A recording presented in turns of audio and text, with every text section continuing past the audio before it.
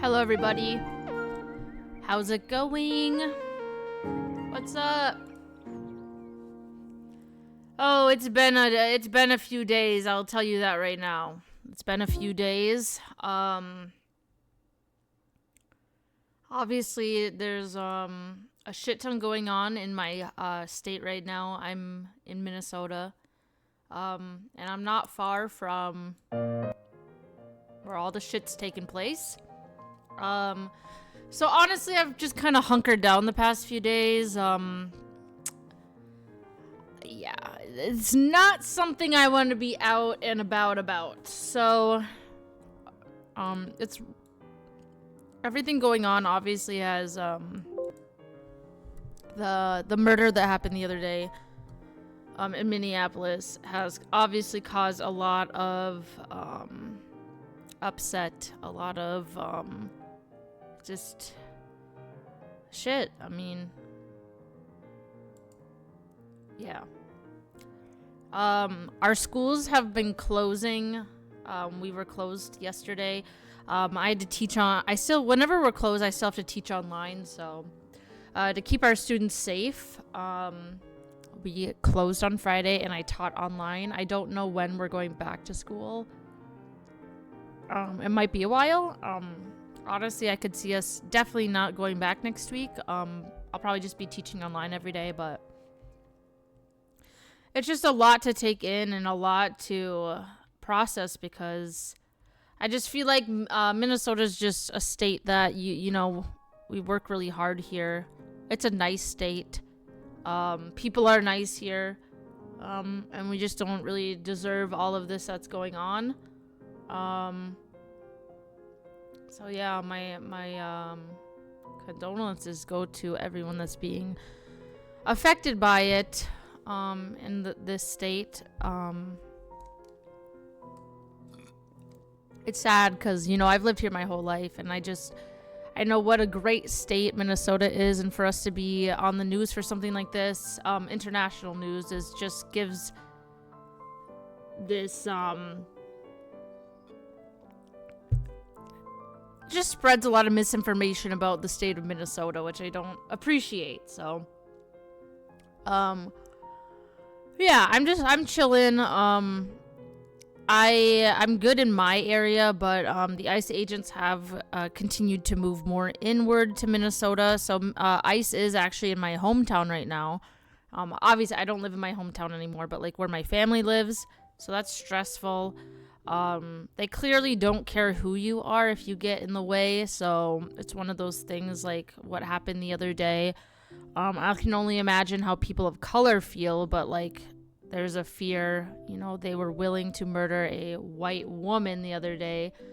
So it just shows they don't care who you are. If you get in the way of their mission or whatever, they don't really give a fuck. So there's been ICE agents in like our local Walmarts like just down the road from me. So it's just a stressful time. They've outnumbered our local police departments.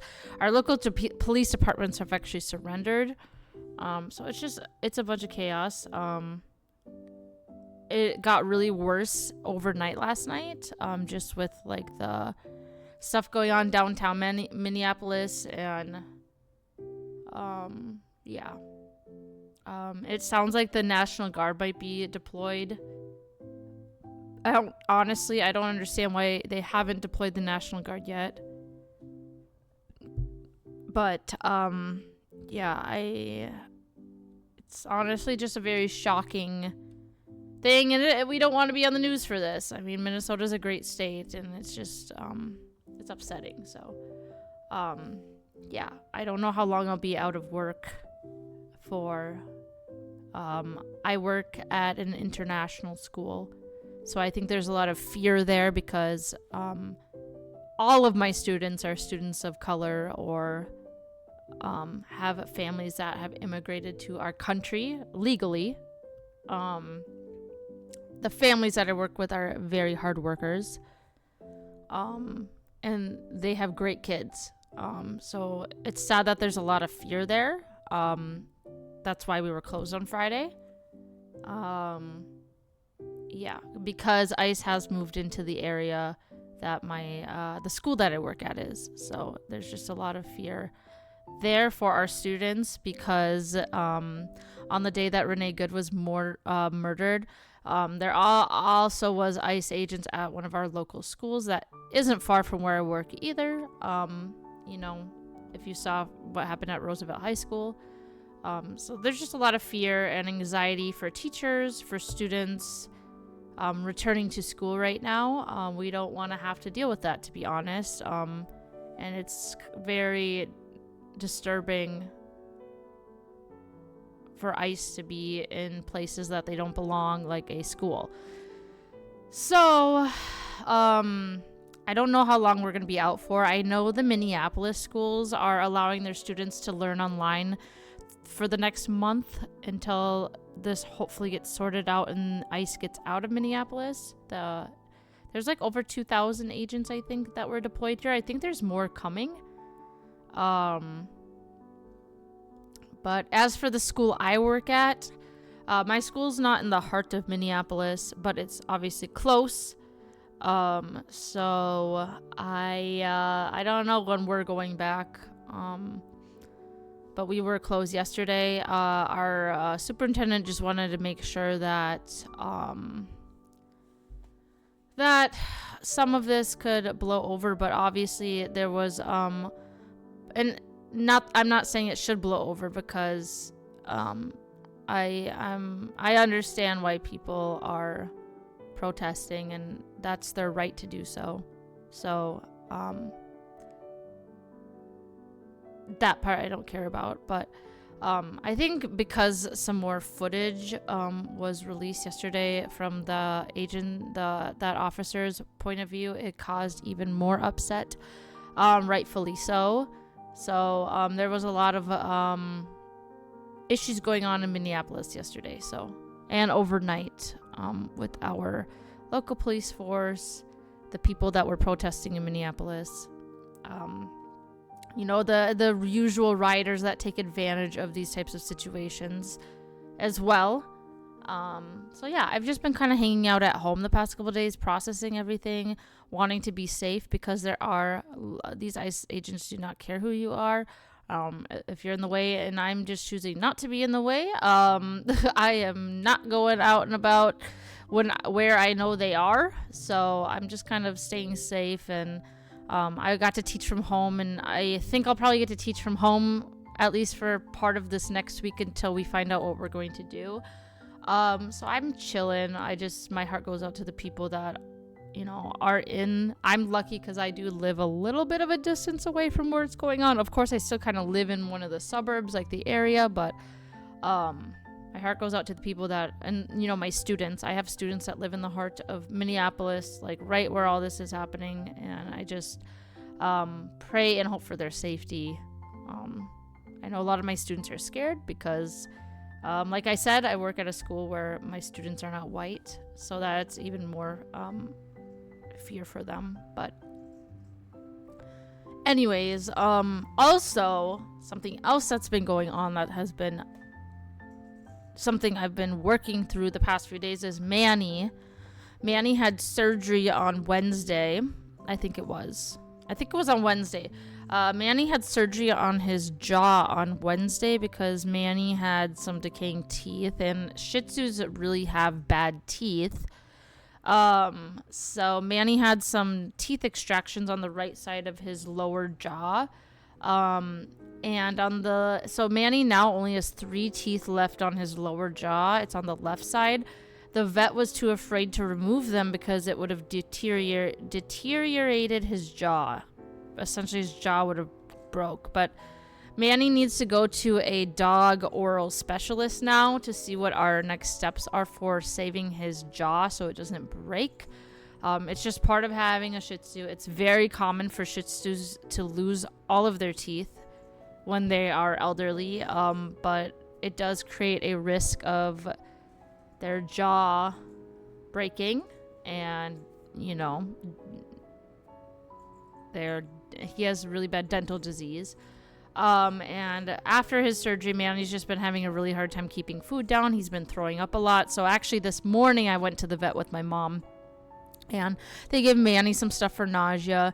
He's feeling a little bit better. He did eat and is keeping some food down, so that's good. But in the near future here, we are going to a dog oral surgeon just to get an expert opinion on Manny's jaw and his teeth.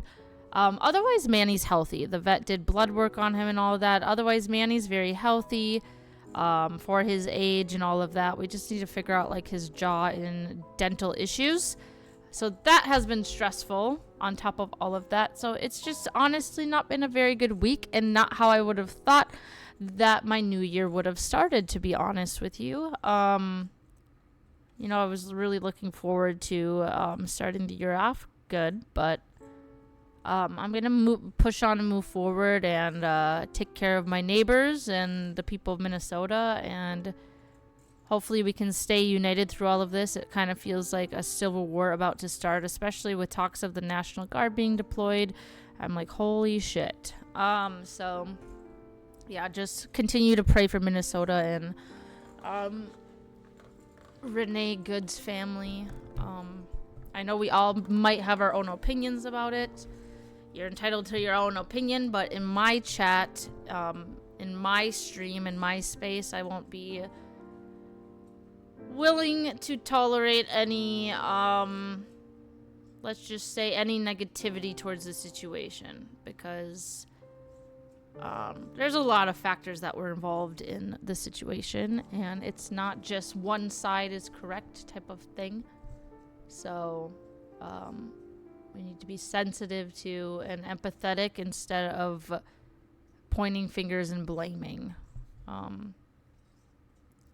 That's often how things go these days, and we need to learn how to be more empathetic of each other, But what I'm going to do today, I was going to stream True Crime Night last night, but I was not feeling it. I was just really upset with the stuff going on with Manny and just everything in general. I needed more processing time. Today I'm going to watch True Crime today, like I was supposed to yesterday. I just am in the mood to like react to stuff. And then after that, I might do some painting, some more of our cherry painting. I want to try to finish that painting within the next week. So yeah, it'll be a really chill stream, probably not very long, but I wanted to just check in and say hello, and do a few fun things this morning to get my mind off of things. Sometimes coming on stream is helpful for, getting my mind off of things, So, that's what we're going to do. Let's see here. All right, let's do our Wordle first. Let's do the Wordle. Okay, we got an I and an A. And then not to mention, there's also stuff going on at work. So that's not fun. Not like a lot of stuff. I kind of worded that wrong. There's just some changes going on at work that kind of stressed me out yesterday too. Because we had a meeting yesterday to make some change about some stuff. And I'm like, oh my gosh, I couldn't be more stressed about just everything I'm having to do right now. So, yeah, that just kind of set me off, and I needed time to chill.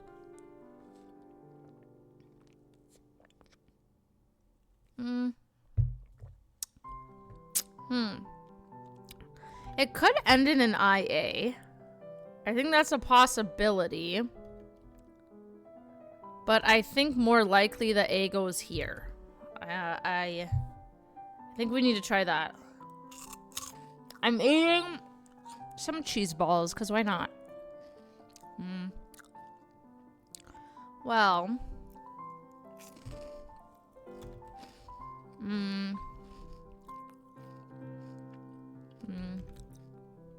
I feel like it could be an S at the end.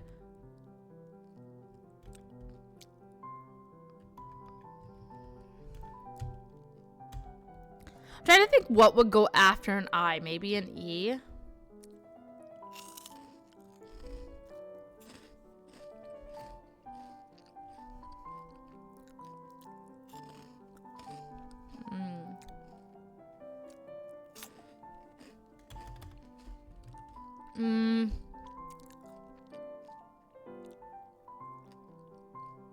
Maybe not. I mean, it could be an E, it could be an S here. It could be an N, maybe.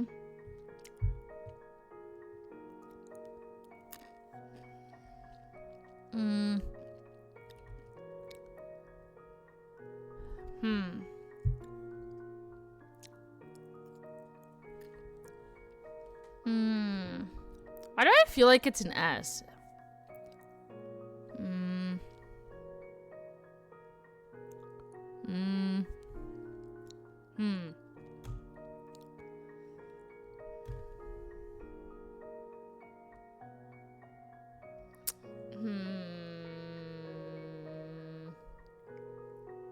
The A has to go here, I'm pretty sure. I think it has to be A and I.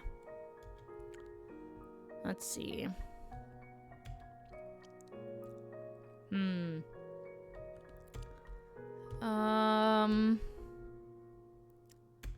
Let's see. What would it look like if we put... I'm just gonna look at a couple random vowels.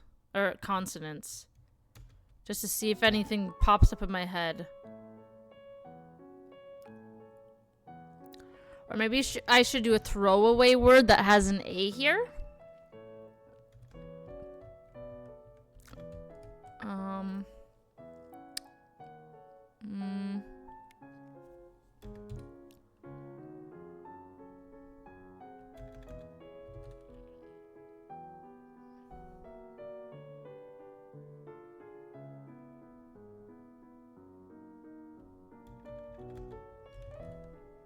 Could it be panic? Oh my god. What would it be? Manic? Oh my gosh, it's manic! Okay, okay. I actually did pretty good there. I just needed to think about it. Okay, connections. Connections time. Oh god. Okay, desktop, mobile.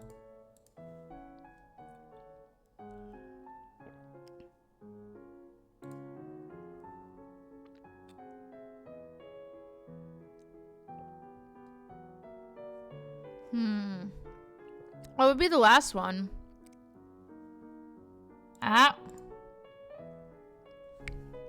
Software platforms, okay. Straw. Hose. What? Tube. A tube, a pipe, a hose, a straw.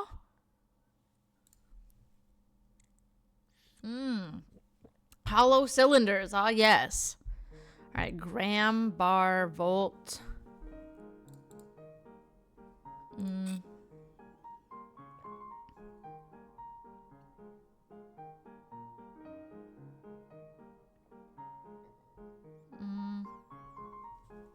What would the last one be? Because isn't these like forms of measurement? Split. A bar. What's this? Book, dip, jet, split. Take off. Nice! I did good today on that. Alright, let's try the colors. Cool purple. Well, if I think of cool, I think of more blue. So like this. A little bit more vibrant. Murmur? What would murmur be? Why do I feel it's like murmur? I don't know. I feel like it's something like that. What the fuck? How did I even get a score of 64? That's nothing near. Splash of grenadine? Oh, grenadine's red. Like a red syrup. Like that. Grenadine's red. It's not pink. Groovy lemon pie. Groovy. I feel like bright ass yellow. Oh, a little bit more mustardy. Oh shit. Russian red? Russian red. I feel like that's Russian red. That's not even red! Huh? That's not even red. What the heck? It's not even red. Well, I did decent enough. Alright, let's see if we can get this. We've actually been getting the color Wordles every day.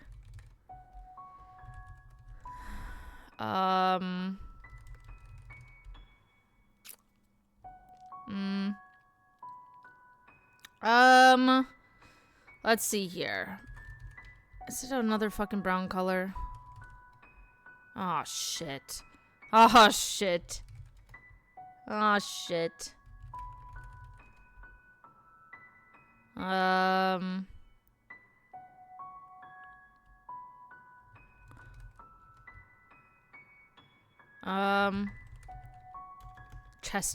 Chestnut.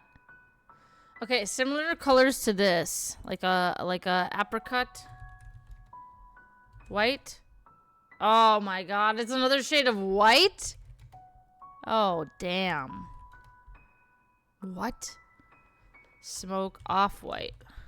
How do we keep getting these colors every time?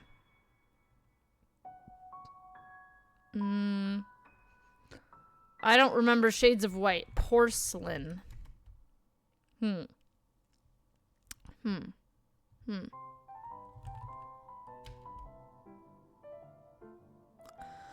Porcelain. Alright, I need my shades of white.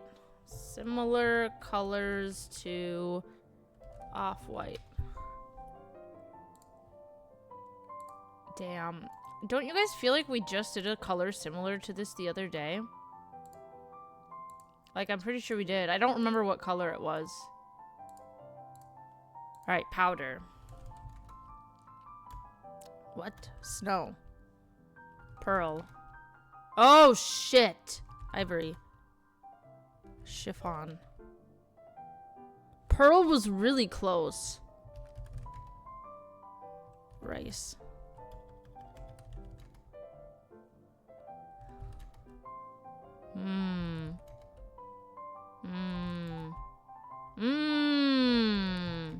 That's a brown.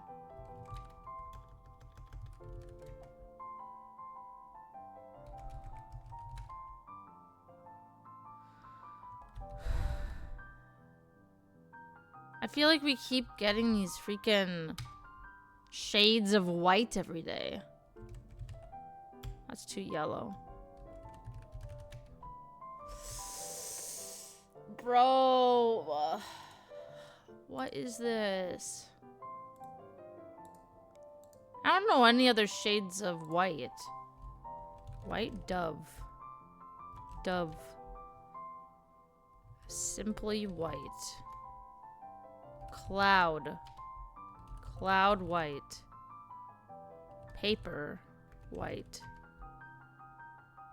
Linen white. Eggshell. Wet seashell. What the fuck?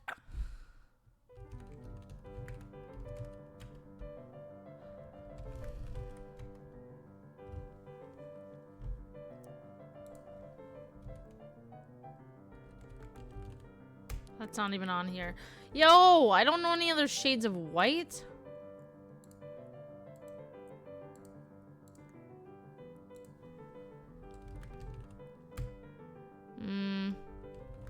White duck. Glacier. White. Steam. What the hell? We're close. Guys, I don't know any other shades of white.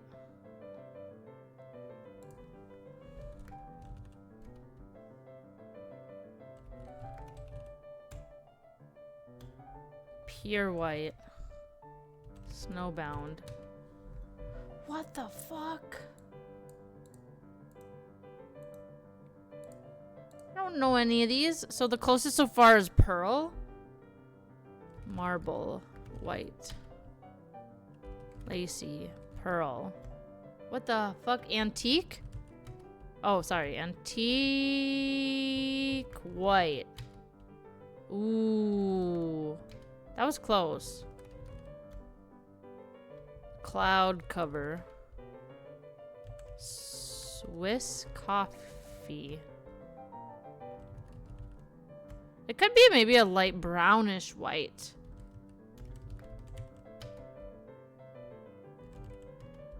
Ugh. That's not even close.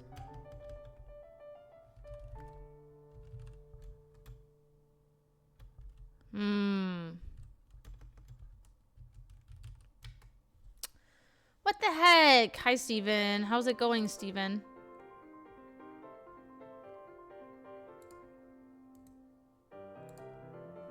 Well, pearl is the closest so far. Baby's breath. That's not even on there. Snow White. Snowfall. Snowfall White.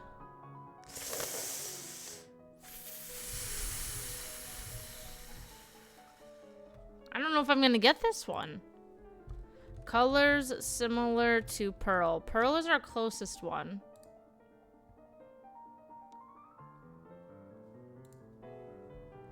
Pearlescent white. Nope. Nope.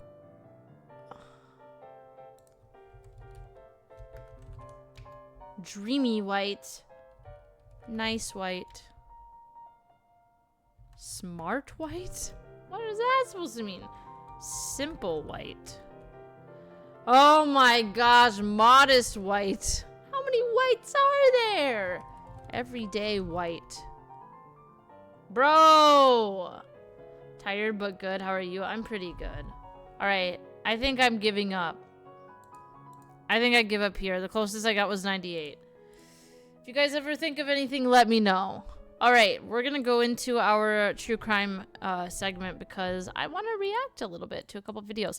I think we'll do 2 today.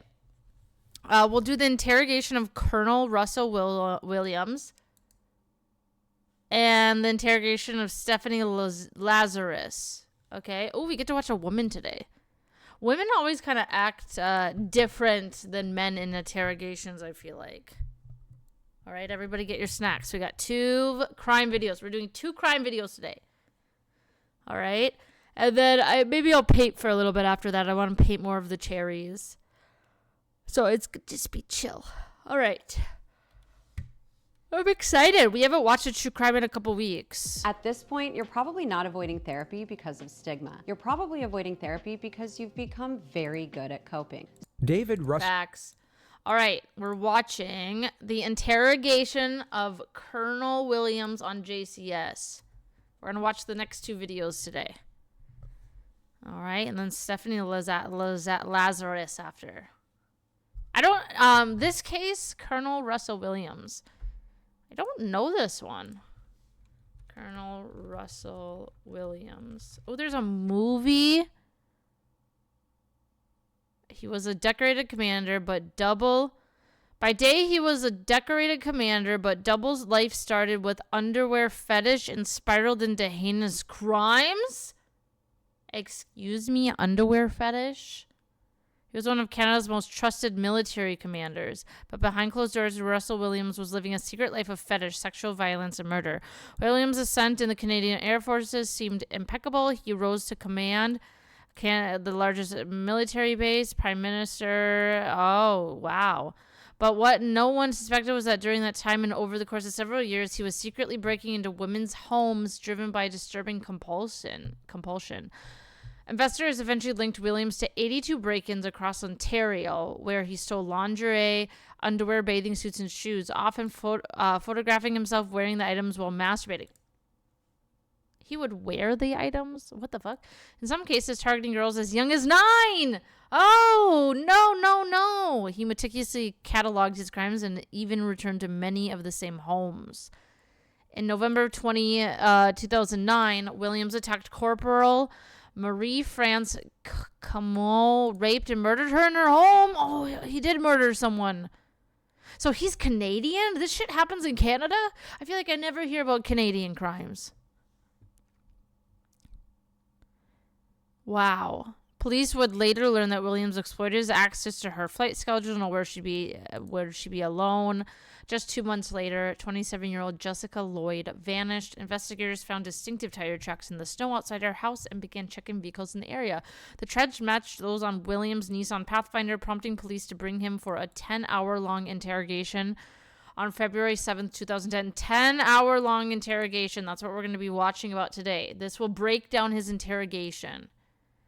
At first, Ontario Provincial Police Detective Sergeant Jim Smith pressed Williams on forensic evidence tying him to crimes. Eventually, Williams shifted, showing more concern for how his actions would appear to others than for his victims.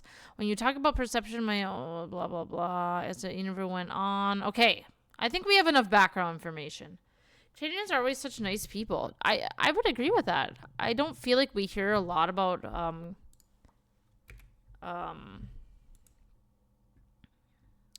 I feel like we don't hear a lot about Canadian crimes like that. An officer and a murderer. It's a movie if we want to watch it someday. It is an officer and a murderer. Interesting. They did make a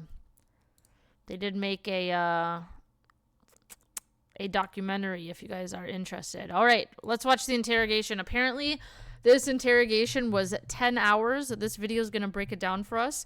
So he's a murderer and was obsessed with women's undergarments. All right, here we go.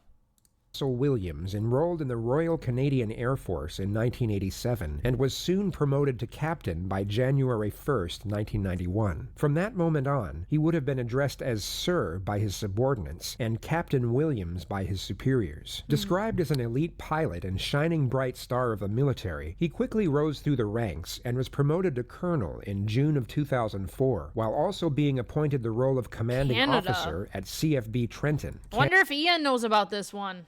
Canada's largest Air Force base. He was essentially in full command of over 7,000 military personnel. Damn! All of whom would have then referred to him as Colonel or Colonel Williams like a big gun. without exception. This would have afforded he was one of the big guns in the operation. him an extensive amount of psychosocial equanimity and confidence, and wasn't exclusive to his work life. His designated title of colonel would have been printed on all forms of identification, and every formal encounter would sanctify this military standing. A doctor, lawyer, police officer, or any other figure of authority would recognize and comply to the tradition. You can always see it in the eyes, guys. I feel like eyes don't tell no lies type of thing, you know? Looking into those eyes, I think you can tell there's something wrong there. I feel like the eyes always are very telling. Additional courtesy of addressing him by his professional rank, boosting his composure and self-assurance each and every time as his elevated social standing and military achievements were accentuated for all to see. There was one exception, however, and that was the day he met Detective Sergeant Jim Smith. You just have a seat there, Russell. Before clarifying the psychological relevance as to why a senior detective would purposefully refrain from addressing a highly respected military commander by his formal title, first consolidate each of the elements and circumstances that led to the crossing of paths between these two profoundly dissimilar yet equally fascinating individuals. So during the interrogation, so Russell, the guy that committed the crimes, he liked to be called by like his proper military name. But this officer would just call him Russell. Maybe that pissed him off. First consolidate that was like each of the elements and circumstances that led to the crossing of paths between these two profoundly dissimilar yet equally fascinating individuals. 10 days earlier, on January 28th of 2010, Andy Lloyd received a call from his mother around midday stating that his younger sister, 27-year-old Jessica Lloyd, had failed to show up to work and wasn't responding to phone calls or text messages. He immediately drove to her isolated home on Ontario's Highway 37 and discovered she wasn't there. There was no sign of a break-in, yet Jessica was known for leaving her doors unlocked, and all of her personal items were still inside the premises, including... I know times have changed. I don't know when this crime was committed. I just... Crazy how... leaving your doors unlocked, bro? Man. Especially, like... As a woman, I'm sorry. I ain't leaving no doors unlocked. I don't trust phone, nobody. passport, and driver's license. Ottawa is known for its remarkably low crime rate and widely Yeah, recognized it's as the Canada. safest city in Canada. The local authorities had resources to spare, and a missing persons investigation was launched immediately, which included an entire division from the Ottawa Police Force, over 2,000 members of the public, and even a specialist search and rescue unit from the Canadian Air Force. And what's crazy, they had this big search for her, and he probably abused his power, during this case, I'm assuming, because he was in the military, right? So it's kind of like an abuse of power type of thing. Word spread extremely fast across the city through the help of the media, and on the second day of Jessica's disappearance, an anonymous member of the public came forward with vital information. He stated that while driving home from work the night before, at roughly 3 a.m., he drove past Jessica's house and noticed an SUV parked in a field just a short distance away. In the He stated field? that he remembered feeling that something just seemed off, as Well, it was yeah. parked in such an unusual area Yeah. at such a late hour. That's and he had pretty drove weird. past the premises thousands of times before and not once seen the vehicle before that moment. Police immediately canvassed the area in question, where they found tire tracks in the field and boot prints leading up to Jessica's house. They had attained their first two significant pieces of evidence, which then became the foundation for the next stages of the investigation. Police immediately set up 6 roadblocks throughout the surrounding area and stopped every SUV that passed in the hope of finding a match to the tire tracks. They reportedly stopped over 200 vehicles over the next 4 days, yet had no luck, and were on the verge of reassigning their manpower from the roads to conduct foot patrols in off-road. They can't find out what kind of car it is from the tires, or like what kind of tires they are. They have to like actually look at everybody's tires. Wouldn't there be like an easier way to do that? Areas and pathways. However, at roughly 7:30 p.m. on February 4th, their luck did a full 180 as the sports utility vehicle of Colonel Russell Williams was Oh my stopped. gosh. He was reportedly polite and nonchalant about what he thought was a routine Oh, so traffic nonchalant. procedure and was sent on his Once way again, guys, the eyes never lie. The eyes never lie. after just 90 seconds. Unbeknownst to him, he was immediately placed under police surveillance from that moment on, as his tires came up as a complete match to the tracks found in the field near Damn. Jessica Lloyd's house. Just 2 days caught later, by the on Sunday, tires. February the 7th, he received a call from police headquarters in Ottawa asking him to visit the premises for the purpose of answering questions in relation to an ongoing investigative matter. Okay, The okay. colonel didn't inquire further and agreed to drop into the police station. that his immediately. mother? He reportedly told his wife that he would be back for Oh, that's dinner his before wife. setting He was off, married? and arrived at the headquarters. Ew! He was married. She looks like such a nice lady. A nice little Canadian lady. This poor lady. I'm assuming that she had nothing to do with this or didn't know about it. But like, ew, his crimes were like breaking into women's homes and smelling their underwear and masturbating with their underwear on. And here he had this nice wife at home. Shortly Ew. before 3 p.m., where he was greeted by Detective Sergeant Jim Smith, a trained polygraph technician and senior investigator Yeah, of the polygraph Policing test. Behavioral Sciences Unit. I'm so excited. You just have to see Russell. I'm just gonna move your gloves here. Isn't that crazy? Out of all the things, they caught him because of his tires. That's crazy. Microphone, just to make sure there's nice and clear. As you can see here, everything in this room is videotaped and audio taped. You ever been interviewed by the police in a room like this before? I Or? have never been interviewed like this. Oh no? Okay. I guess the closest He's acting so nonchalant. interview by NIS And the for- thing is, I'm assuming it is harder to interrogate individuals that are more highly trained, because he's a military, he's in the military, he's very high ranked. So I'm sure he has training on this type of a matter. So he's probably more able to manipulate.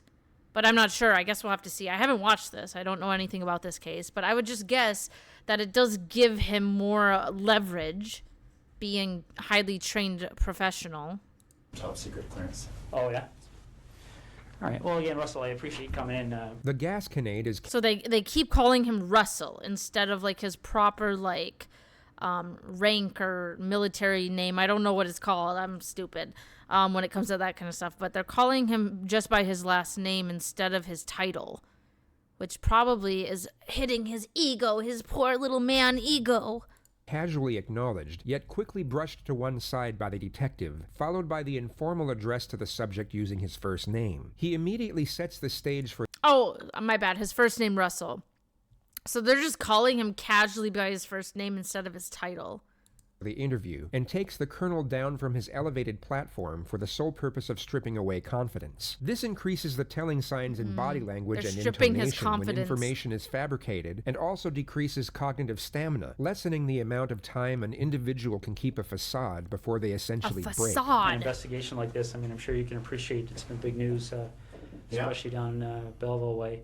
And, you know, obviously our approach to cases like this is that we don't give up on somebody being alive until we get evidence that they're not. So because of that, we're treating Jessica's case as an emergent situation, obviously. So we're fast forwarding things that we might normally take our time with.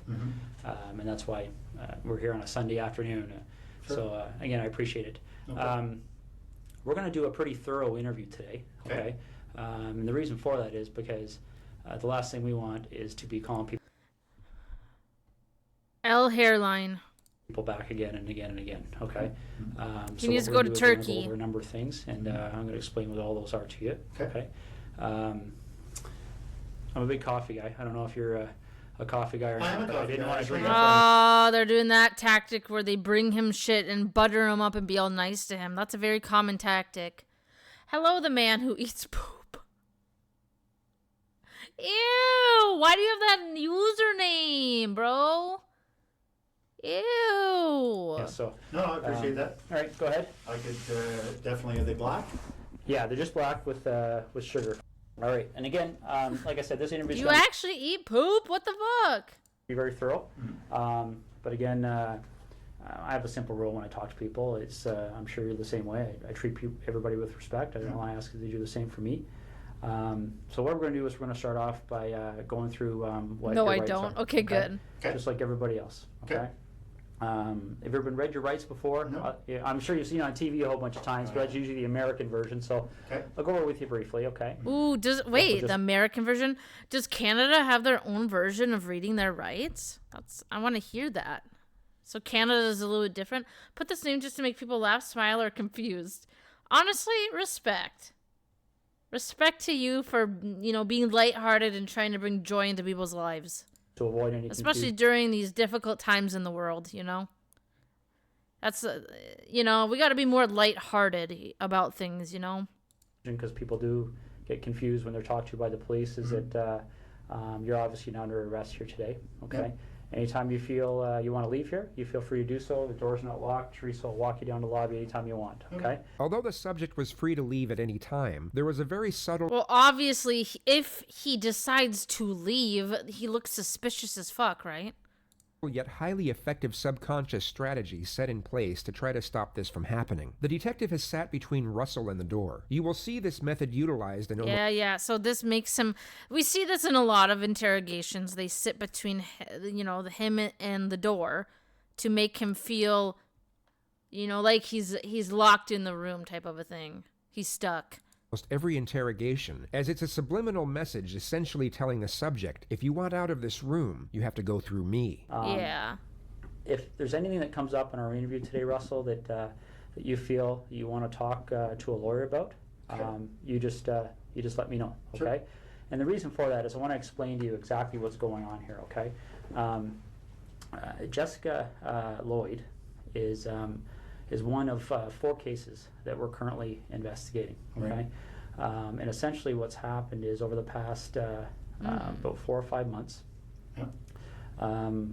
there have been 4 occurrences that, like I said, that we're looking into. 2 of those occurrences occurred in September of 2009, Yeah. and very briefly, they were up in the Tweed area. Yeah. They involved somebody entering 2 different women's houses in the evening hours and committing sexual acts. Yeah. Okay. Ew. During 2009, there were 34 Ew. break-ins and attempted break-ins in the quiet town of Orleans, Ottawa, resulting in the theft of hundreds of intimate female garments, 1 incident Damn. of rape, and 1 Wait, these are actually how close in vicinity? Is this like a real image of like where he robbed? So he just picked one fucking neighborhood and went AWOL? Like, wouldn't he try to space out his crimes? I feel like this is so suspicious. Incident of forcible confinement. All of these occurrences took place not far from the home of Russell Williams, who is Oh, damn, it was right by his house. So his house is right here. And all of these green ones are places where he broke in. now the prime Damn. suspect for each of these infractions at the time of his interrogation. In November of 2009, a young lady by the name of Marie-France Como, My people. yeah, was found murdered in her home in Brighton. Oh. And we believe that there was a sexual component to that crime as well.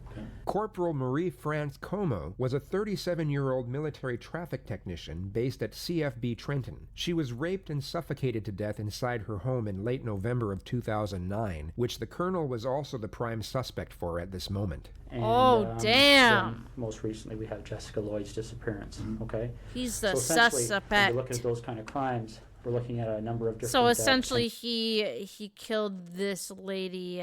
Suffocated to death inside Probably her used his power against her, and he was able to like kind of know her whereabouts, kind of a thing. I think, because his position in the military. home in late Which is so November of sad. Oh my 2009, which the God. colonel was also Oh my god, men are disgusting sometimes. Well, sometimes a lot. Not.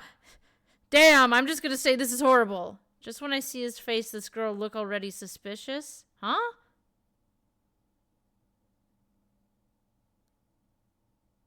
Oh, this guy. I thought you meant this girl. I was like, no, this is the girl that got murdered. No, this guy is suspicious as heck.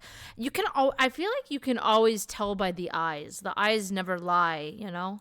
the prime suspect for at this moment. Yeah, this is the girl that And, got murdered. Then most recently, we have Jessica Lloyd's disappearance. Okay, Jessica Lloyd. so essentially, when you're looking at those kind of crimes, we're looking at a number of different potential criminal charges. All right. Absolutely. We're looking at issues all the way from the most serious one. I which mean, is if first- you look at him, he is remaining eye contact with him. He's acting pretty nonchalant.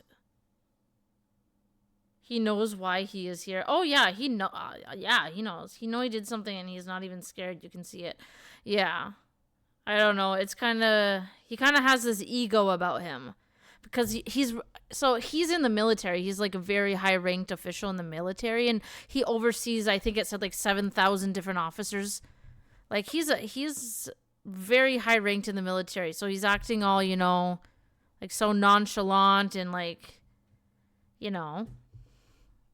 he's not even twitching, he's staring him right in the eyes. Murder. But also, like I said, because he's so highly ranked in the military, he's had a lot of training and stuff. Kidnapping, sexual assault. Other people breaking are in nothing with compared to intention his commit rank, sexual yeah. assault, Yeah. forcible confinement. Okay. Which And, he so used that power against that woman. Pretty much, he knew her schedule, so he was able. He murdered her because he probably was able to kind of essentially stalk her and her schedule. He knew where she was. I want to make sure you understand, and this is what we've been doing with everybody we've been talking to, is that clearly when we find out who's responsible for one or all of those crimes, they could be charged with one or all of those offenses, okay? Whether it's you or whether it's anybody else, all right? Absolutely. And that's why it's important that we make sure that people understand what they have to do and what they don't have to do when they're talking to us, okay? So as I said before, any point today you feel the need, you want to speak to a lawyer, you let me know, and we can take you to a room where you can do that in private. I mean, that also okay? makes you look suspicious, right? Is there any reason you want to call a lawyer now? Nope. Okay. These first two attacks happened not that far from my place in Tweed. Well, the second one did. Yeah. We didn't even know the first one had happened, but I understand that was reasonably close as well. But the second one was very close. Yeah. So certainly at the time, the OPP did a door-to-door. Yeah. And within a couple of days, probably the same night. So I spoke with a couple guys then. The analysis of vocal intonation is a tricky thing when dealing with interrogations, as it cannot be used as evidence in court. Yet intuition would give many the sense that discomposure is emanating from the colonel at this moment. The way he is speaking comes across as slightly nervous and unsure. He would appear to most as being agitated in the manner he is both processing information and communicating his responses. This type of cognitive recognition is a difficult thing to articulate into words, and investigators simply characterize it as gut instinct, which Gut Detective Jim instinct. Smith would have no doubt been feeling at this moment. Okay. Yeah, and I'm aware of that from looking at the different cases. And essentially, Russell, in a nutshell, that's what we wanted to talk to you about. Okay, those 4 cases are of concern to us, and you've kind of almost hit the nail on the head about some of our issues that kind of make us want to talk to Russell Williams. Okay, because essentially there was a connection between you and all 4 of those cases. Damn! Would you agree? Geographically, And then I guess or I drive past, yes, I would have to say there's a connection, yeah. The colonel is asked to state his movements and activity over the past 4 days, which is known in forensic psychology as gathering pretext. The detective wants to get an initial alibi from the suspect before the confrontational phase of the interrogation What does he begins. say? What does this he is say? the most calm a state that he intends to keep Russell in before he ramps up the pressure. And a more relaxed suspect often results in more detailed pretext, thus more information to scrutinize and correlate with any changes made at a later stage. Friday on the day, I was, He is really balding.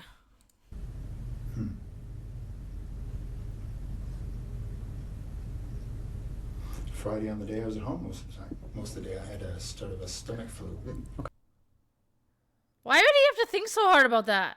He really had to think about that. He really had to think about that. Just to come up with the answer, oh, I was home with a stomach flu. Why did he have to think so long? okay. In Ottawa or Tweed? Tweed. In Tweed? Tweed is a village in Ontario where the colonel had a second vacation home located roughly 125 miles from his house in Ottawa. Okay. Yeah. So he has backtrack 2 then. houses. So all day Friday, you're at home, Yeah.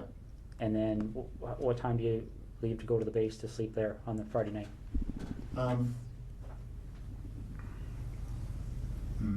Not sure. Probably just, went in for just before bed. So I probably left Tweed at between 8 and 9 or so. Okay.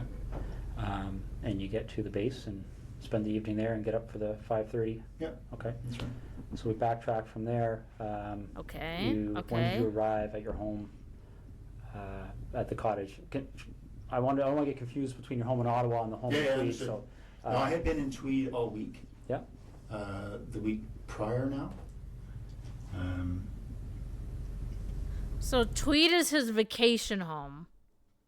His actual home's in Ottawa. So I'm guessing his wife lives in Ottawa full time at their house, and then sometimes he comes to their Tweed. Is that what it's called? His vacation home. And the crimes were committed by his vacation home, right? I think that's what I'm gathering. Yeah, I think that's the case. Was in Tweed all week. Flew Saturday. And he says he was Came there to all Ottawa week. Saturday. Okay, so you were there. Okay. You So, were around. If you didn't have the stomach flu on the Friday, what was your I think it schedule was that day? about 8, really. He talks normal like he did nothing. Yeah, I feel like this guy has a bit of an ego. He doesn't care. Yeah, there's not even a sign of stress or anxiety. Yeah, I know. That's what I'm saying. He's acting so nonchalant, and it's like an ego thing. Ego or a good actor. Yeah, I think it's a little bit of both. I think he clearly has an ego, but like I think he's able to be a quote unquote good actor because he's very highly trained. Maybe. Like I think he knows how to kind of manipulate the system because he's in the military. What would have been my schedule? Just a standard schedule in the office. Okay. So, ops brief in the morning, couple of meetings. I can't remember what the specifics were going to be. What? I got an ad!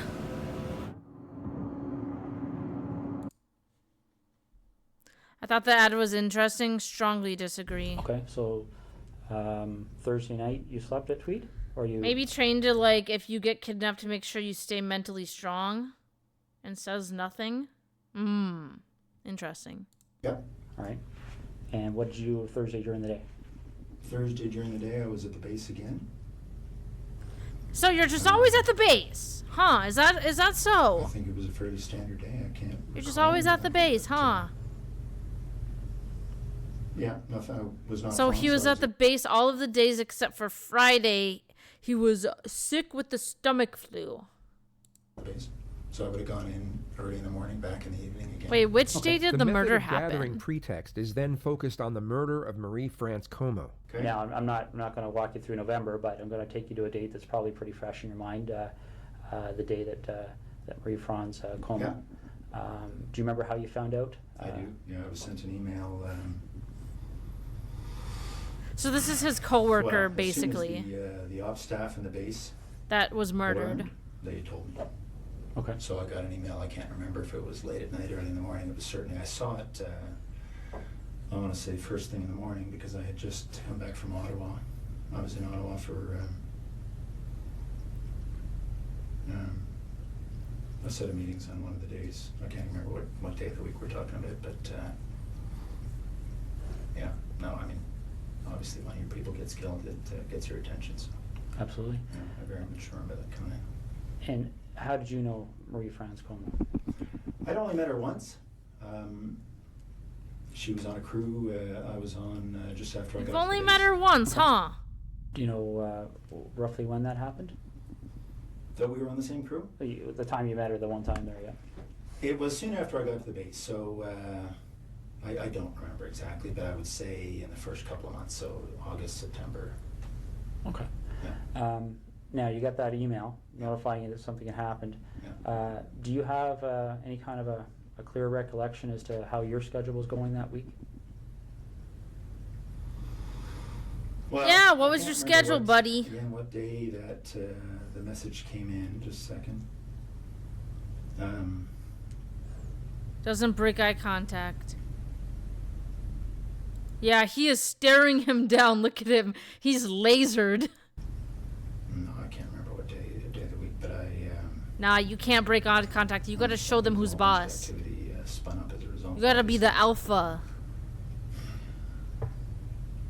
No, I can't remember the day of the week.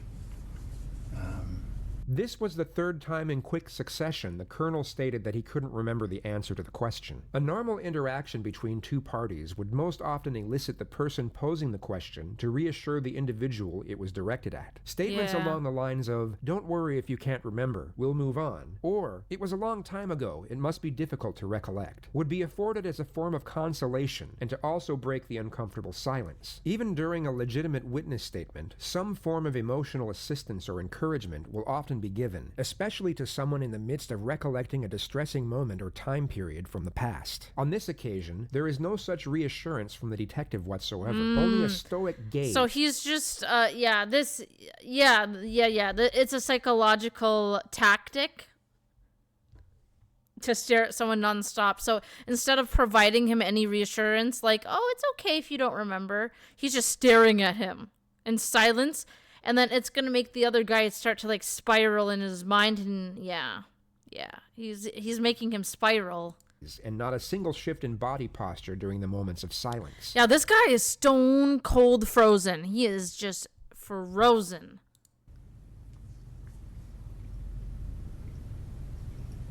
I'm just trying to think through the news. Yeah, reports and I he's read. spiraling, see?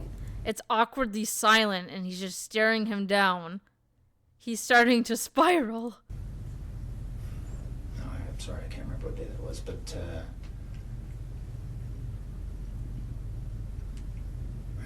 what we learned after the fact was that the MPs had learnt of her death, I think quite a bit after her body had been discovered. Okay. So I think what happened. No, sorry, just a second. Hi, Edisic.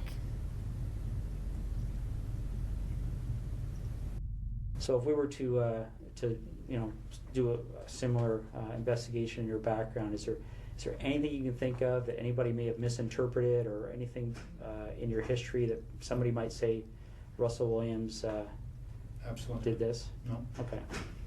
be very boring. What's that? It'll be very boring. It'll be very All right, 'cause- boring. and essentially, that's what I'm looking at. Is it? You seem like a very intelligent person, and I think you can see how. He's gassing him. This is a gassing him up strategy, guys. He's trying to gas him. Oh, you're an intelligent person, blah, blah, blah. He's feeding his ego. He's gassing him. a surprise like that would certainly set off some alarm bells. in He's investigation. gassing him up. So the next thing we need to cover off is, well, I'll just ask you this straight out. Given the types of crimes we're investigating, do you get much chance to watch television shows, CSI, things like that? I do watch. Huh? I prefer Law and Order, but I do watch CSI occasionally. Yes. Okay. So you have an idea of, obviously, the forensic capabilities, things like that are out there. What would you be willing to give me today to help me move past you in this investigation? What do you need? What is he gonna say? A polygraph test?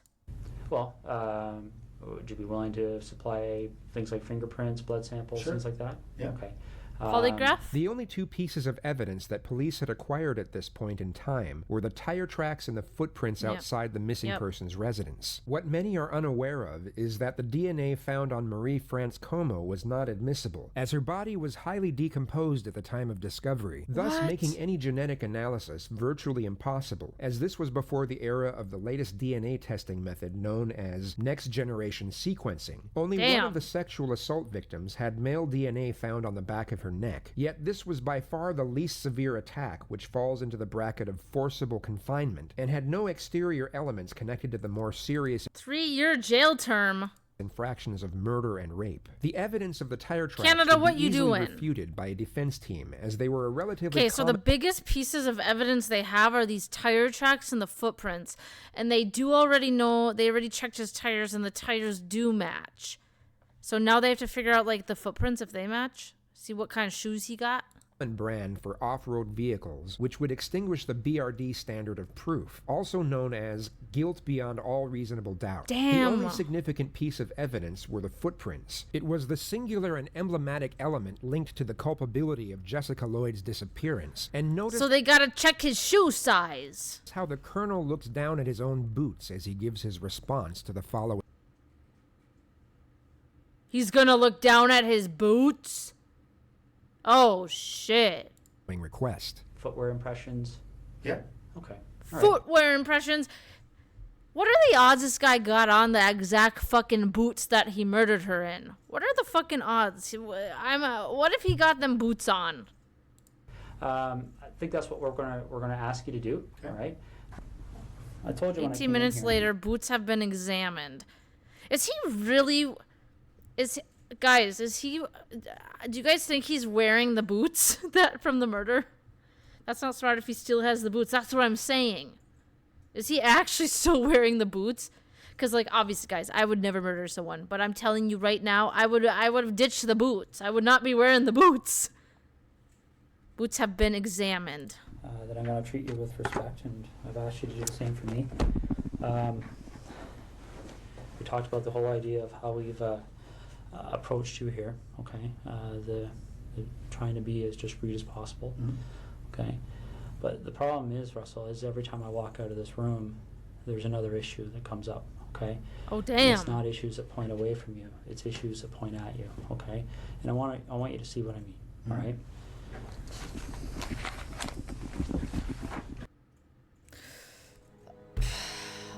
Bro. I mean, prayers to the Ukraine. But I hate This is- ads. The footwear Prayers to the impression Ukraine. of the person who approached the rear of Jessica Lloyd's house on the evening of the 28th and 29th of January, Yeah. okay? 'Cause essentially, when you're dealing with footwear impressions, we have a gentleman on the OPP who's basically world-renowned. His name is John Norman. And essentially, with footwear impressions, you're in a situation where you're pretty much in the area of fingerprints, okay? All of What? the previous Really? affirmations were fabricated for the sole purpose of heightening psychological pressure. Oh, yeah, fabricate. I was going to say, there's no way that foot impressions are in the same ballpark as fingerprints. So this guy's kind of purposely, like not, like stretching the truth a little bit to get him spiraling even more. Footprints are not even close to being as indistinguishable Yes. nor incriminating as Yes, fingerprints. yes, fingerprints are way more incriminating. But he's just saying that to heighten Russell's anxiety. A photocopy Ah, of the boot that you took off your foot. but like, wouldn't Russell's got to be dumb then, because if someone was interrogating me and said that to me, I already know that's not true. Yeah. Just a little while ago. I'm just okay? saying. Now, I'm not an expert in footwear impressions, so I rely on the experts. Footwear impressions are very much like fingerprint comparisons. Okay. Okay, buddy. You take a look at this print, and again, this is one print. This person walked through. There's several different. I would prints have that- read, honestly, if I was being interrogated, I would have read right through that. I'm surprised he kind of stupid. compare. So we're going to get features off of one print to compare, features off another print to compare. Yep. These are identical. First direct confrontation. Here we go. Your vehicle drove up the side of Jessica Lloyd's house. Your boots walked to the back of Jessica Lloyd's house on the evening of the 28th and 29th of January. He is too stunned to speak. He is too stunned to speak. Okay, you want discretion. He's not even denying it. He's just literally, he doesn't even know what to say. We need to Caught have red-handed. some honesty, okay? Because this is getting out of control really fast, Russell. Okay, really, really fast.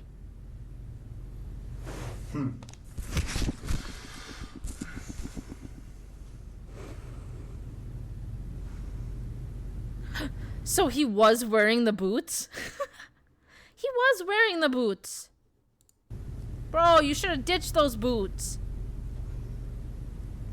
This is getting beyond my control. You were caught by tire prints and boot prints, you dumbass. He realized the Right, I came in mistake. here Yeah, he doesn't even know what to A few hours say. ago, He's too stunned to and I speak. called you the way I called you today because I wanted to give you the benefit of the doubt. Mhm. But you and I both know you were at Jessica Lloyd's house, and I need to know why. He's gonna give some bullshit. Oh, whoops. I ripped off one of my keys on my keyboard. Okay. Whoops. Well, as soon as the ops staff and the base learned, they told me. Okay. So Oh, I wait. got an email. I can't remember if it was Shit. Individual it was directed at. Shit. Statements along the lines of, "Don't worry if you can't." Shit. her death. Guys, I'm Russell- so sorry. I fucked Russell- up. I hit my keyboard. DNA testing method known as And it's not issues that point away from you. It's issues of the person who approached the rear. He of is Jessica thinking, Lloyd's but house he is lost. He don't know on what to the evening say. of the 28th. I don't even think he thought he has like such an ego. He's like he thought he'd never get caught. So I don't think he even thought of what he would say. And 29th of January. Yeah. Okay. Because essentially, when you're dealing with footwear impressions, we have a gentleman pretty much in the area of a purpose of heightening psychological pressure. Footprints are not copy. They're very much like fingerprint compare features off another. Your boot. All right, we were around here, I think. I won't touch my keyboard. I swear. My hands are off my This is keyboard. getting beyond my control. All right, I came in here a few hours ago, and I called you the way I called you today because I wanted to give you the benefit of the doubt. Mhm. But you and I both know you were at Jessica Lloyd's house, and I need to know why. Okay, why were you at her house, buddy? What are you cooking up in that balding head of yours?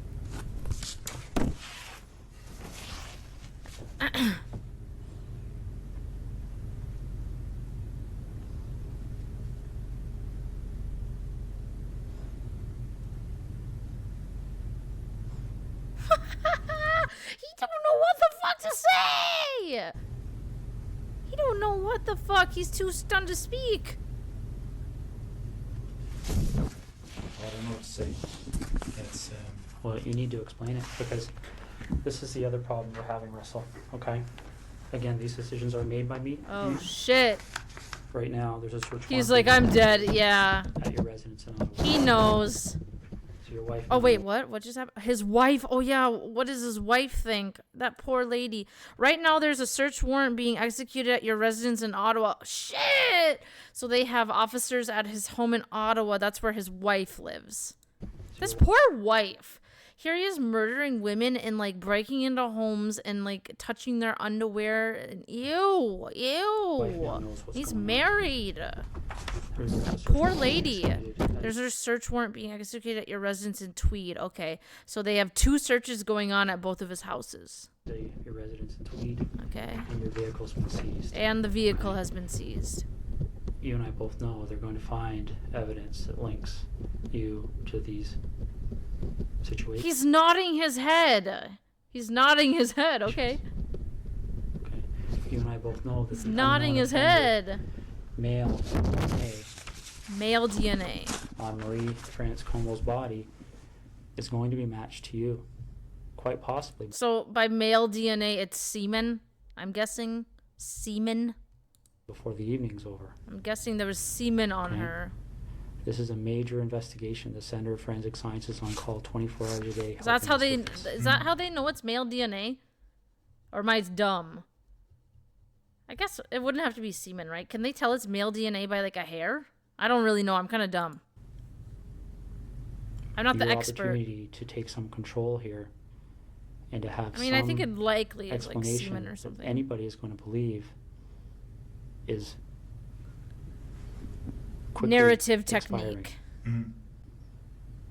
We got a new technique. The narrative technique. Mhm. Yeah. Listen to me for a second, okay? When that evidence comes in, when that DNA match, when that phone rings and somebody knocks on this door, your credibility is gone. Damn. Because this is how credibility works. Hairprint, all right? And I know semen, you're an sweat. intelligent person, and you probably don't need to hear this explanation, but I Oh, also so know all your of that mind's racing can. right Okay. now, okay, because I've sat across Hair, fingerprint, a semen, lot of and people in your sweat. position over Mm. the years. Mhm. Okay, the bottom line is that as soon as we get that piece of evidence that solidifies it, Mhm. DNA, okay, as soon as the expert in footwear impressions, the expert in tire impressions, calls and says, yes, I've examined those and they're a match, Mhm. it's all over. Because as soon as Your last chance to tell your side of the story. that happens, Mm. where's your credibility? Where's your believability? This is your last chance, buddy.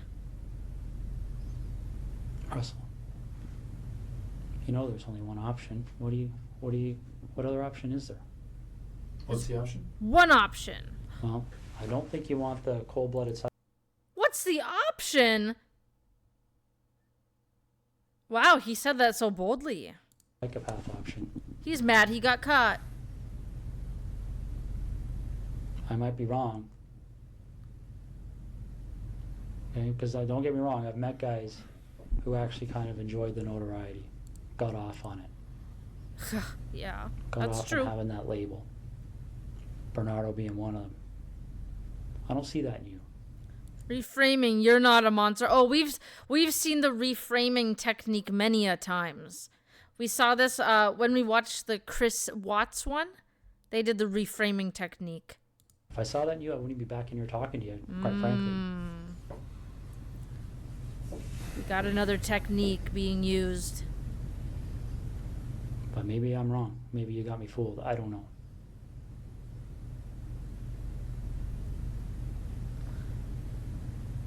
This is over. This is over. It's can have it. Jover. A bad ending where Jessica's parents continue to wonder where her daughter's lying. Yeah, her poor parents. Oh my god. And I So don't know. sad. I mean, obviously, there's a huge search still underway, and it'll continue. It'll continue until her body's found. Once that happens, then I don't know what other cards you would have to play.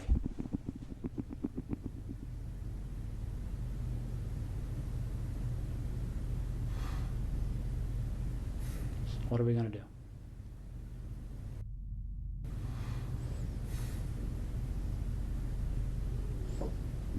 Russell. What are we going to do? What are we gonna do, Russell? What are we gonna do? Apparently, this interrogation.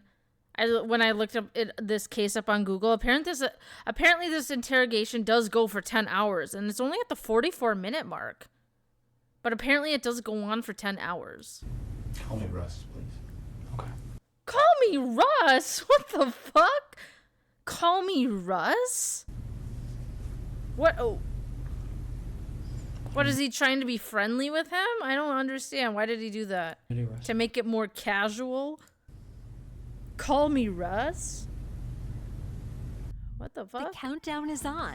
Your contractors will soon be asking for their 1099s. Someone got so many and your ads.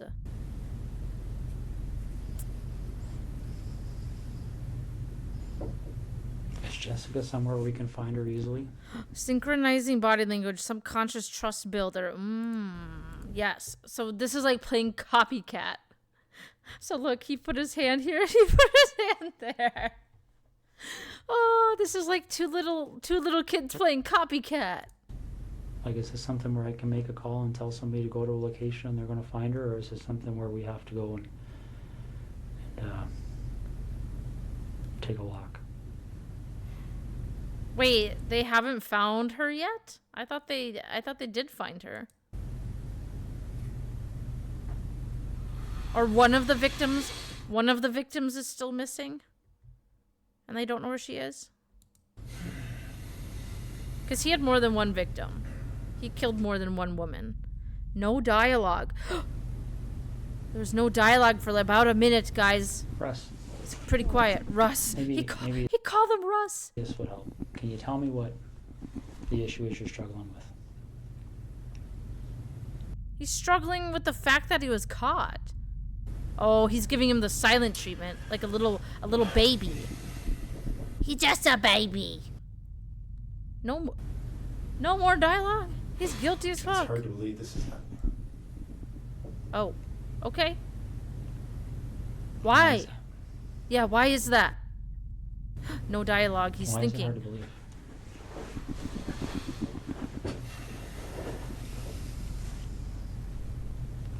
Russ, is there anything you want from me?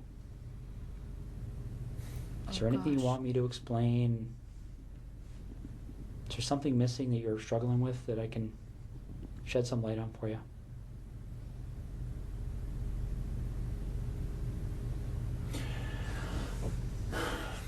No, I'm struggling with how upset my wife is right now.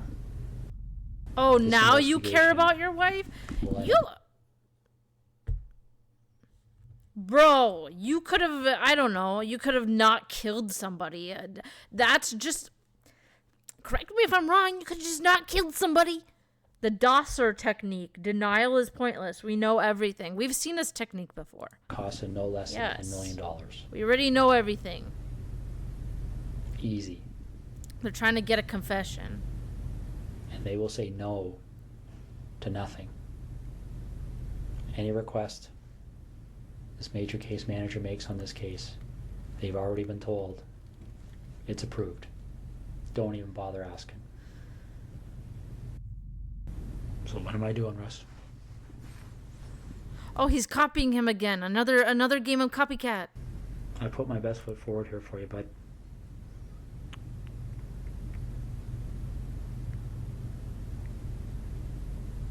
I really have. I don't know what else to do to make you understand the impact of what's happening here. Does he have children? Did we talk? Oh, they didn't have any children. He was just married, no man. children. Minimize the impact on my wife. So do I. Bro, you don't care. Shut the fuck up, bitch. You don't care about your damn wife. You don't care about her. You bitch, you only care about yourself. You selfishly did this shit, you bitch. Get your wife's name out of your mouth. She don't deserve that. You don't give a fuck about her. So how do we do that? Well, Mary Elizabeth Start telling Harriman's the his truth. wife. so where is she?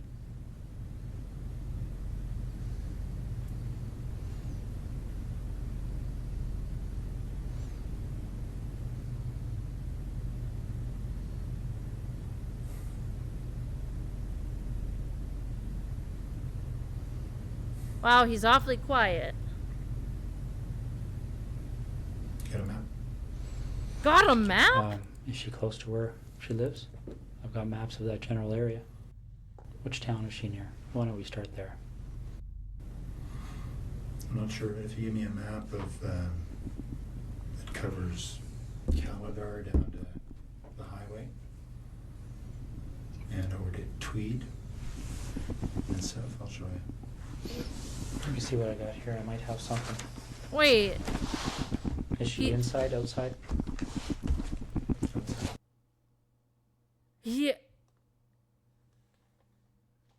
He's showing where she is?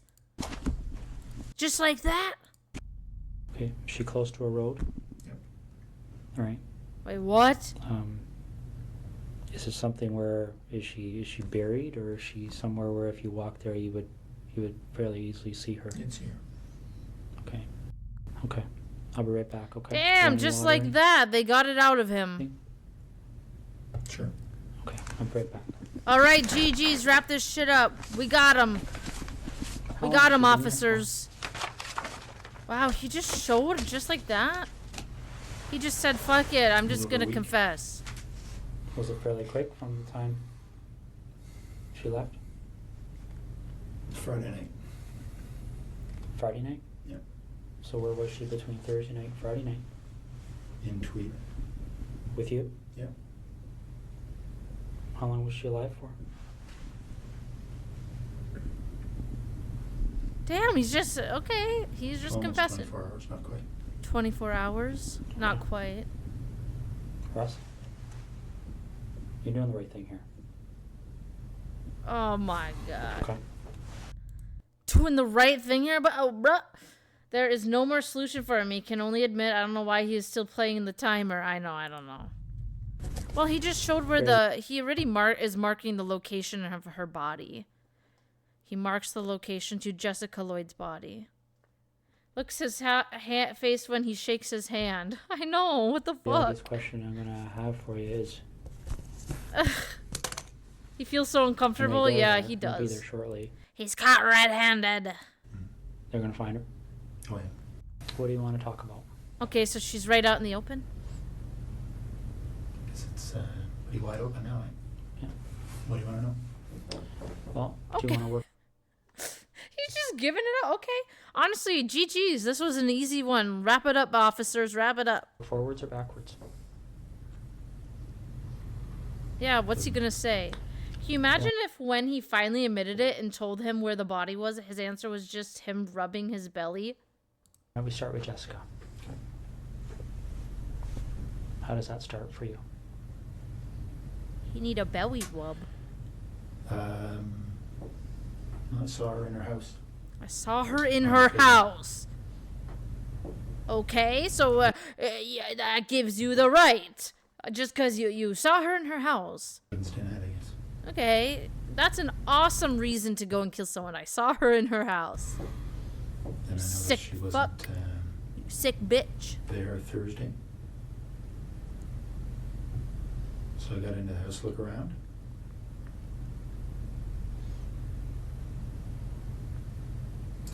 Then, and then left. Noticed she'd come home. So I went back in Okay, okay. through the back patio door while she was sleeping. Okay. He just doesn't care though. It's just, oh my gosh, these people will make me sick. He doesn't give a fuck. Marie France Como. Okay, so he admitted to Jessica Lloyd, the woman that he had like kidnapped, killed, and threw into the on the side of the road, basically, like, and then the other woman that got murdered was one of his like co-workers that he oversaw, I think. Who they're talking about right now. There was an open window in the basement of her house when she was away. Ladies, please. Please, ladies. I don't care if you live in Canada. That just proves. By the way, this happened in Canada. For those of you that didn't hear earlier. I don't care where you live, how safe you think it is. If you live alone, ladies, or just in general. please just lock your windows and your doors. Yes, I can't completely stop someone from breaking in, obviously, but like it's your first layer of defense. Okay? Lock your door. I went in there a couple of nights before. Lock your fucking She came door home. and windows. Looked around. I went back in there late at night when she was at home. She was on the phone in her bedroom. She actually discovered me in the basement. She was trying to get her cat to come upstairs, and the cat was in the basement, had seen me and was fixated on me in the corner. She couldn't get the cat up, so Damn. she came downstairs trying to get the cat, and I'm not sure why she came over to me. I guess the cat was staring at me, and she was wondering what the cat was staring at.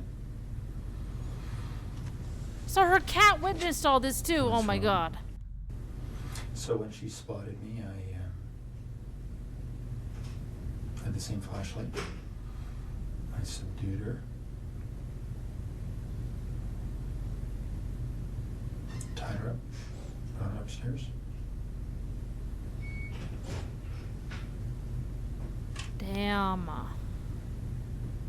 It was easy to get a confession from him, though.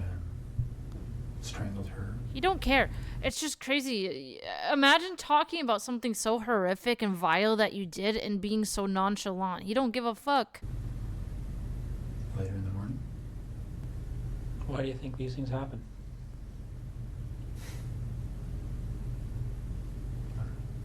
I don't know. I don't know Don't why spend these much things time thinking happen. about that? His face, he does definitely have ego issues. Why? Yeah. Yeah. Damn. But I don't know the answers. I don't know the answers. Damn. And that's it. That's all she wrote. Oh my gosh, I want to know more. I mean, I guess he was very, like, upfront about his confession. I mean, I guess there's not really more to it. So he confessed to everything. Gosh, I feel so bad for his wife, though. Oh my god. Could you imagine finding out, like, your husband's, like, a suspect and committed these murders, like, at your vacation home and you didn't even know about it? That is crazy. But, damn. Damn, that one was an easy confession. I thought his confession was 10, or his interrogation was 10 hours long.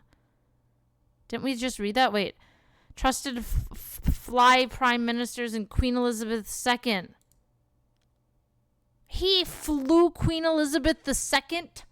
Damn. Secretly prowled neighborhoods and broke into homes 82 times to steal women's underwear.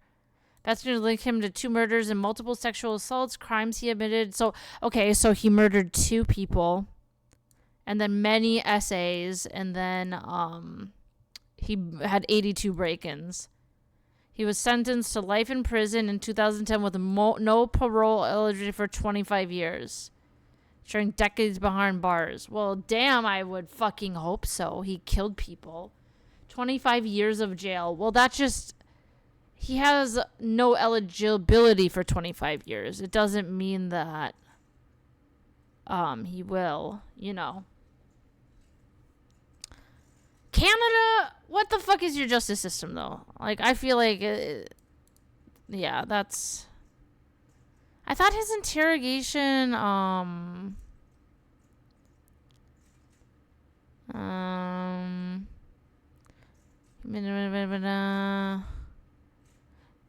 targeting girls as young as 9. Ew.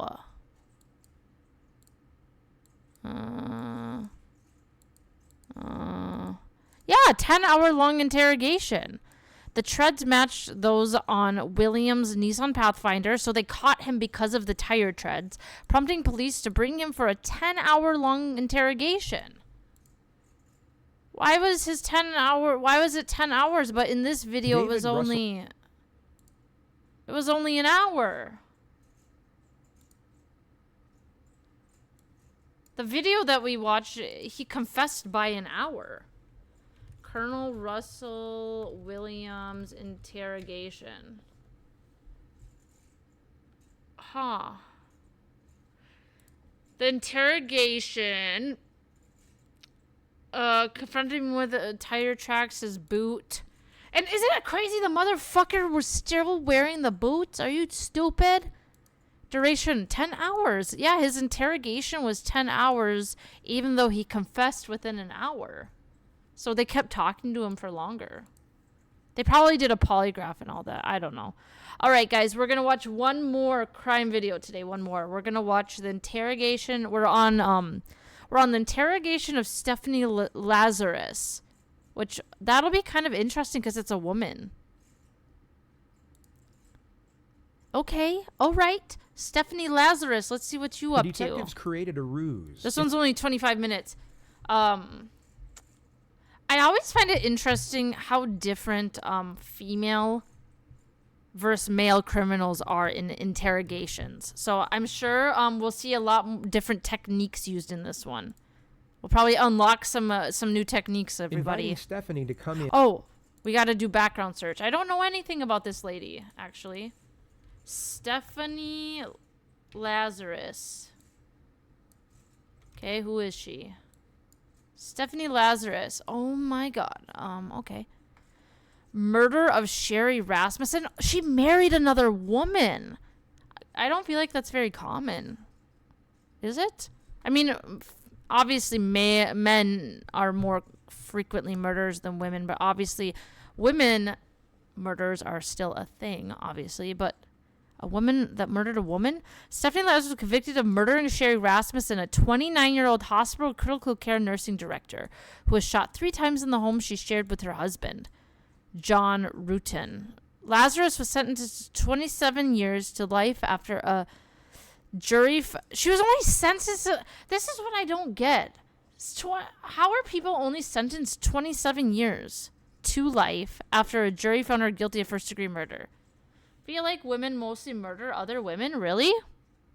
I feel like it's usually domestic violence or murdering like their own children and stuff. But I could be wrong. I feel like usually when I see like a woman that murdered someone, it's usually like it's like a husband or like their children. Whereas I feel like men are more likely to murder like random people.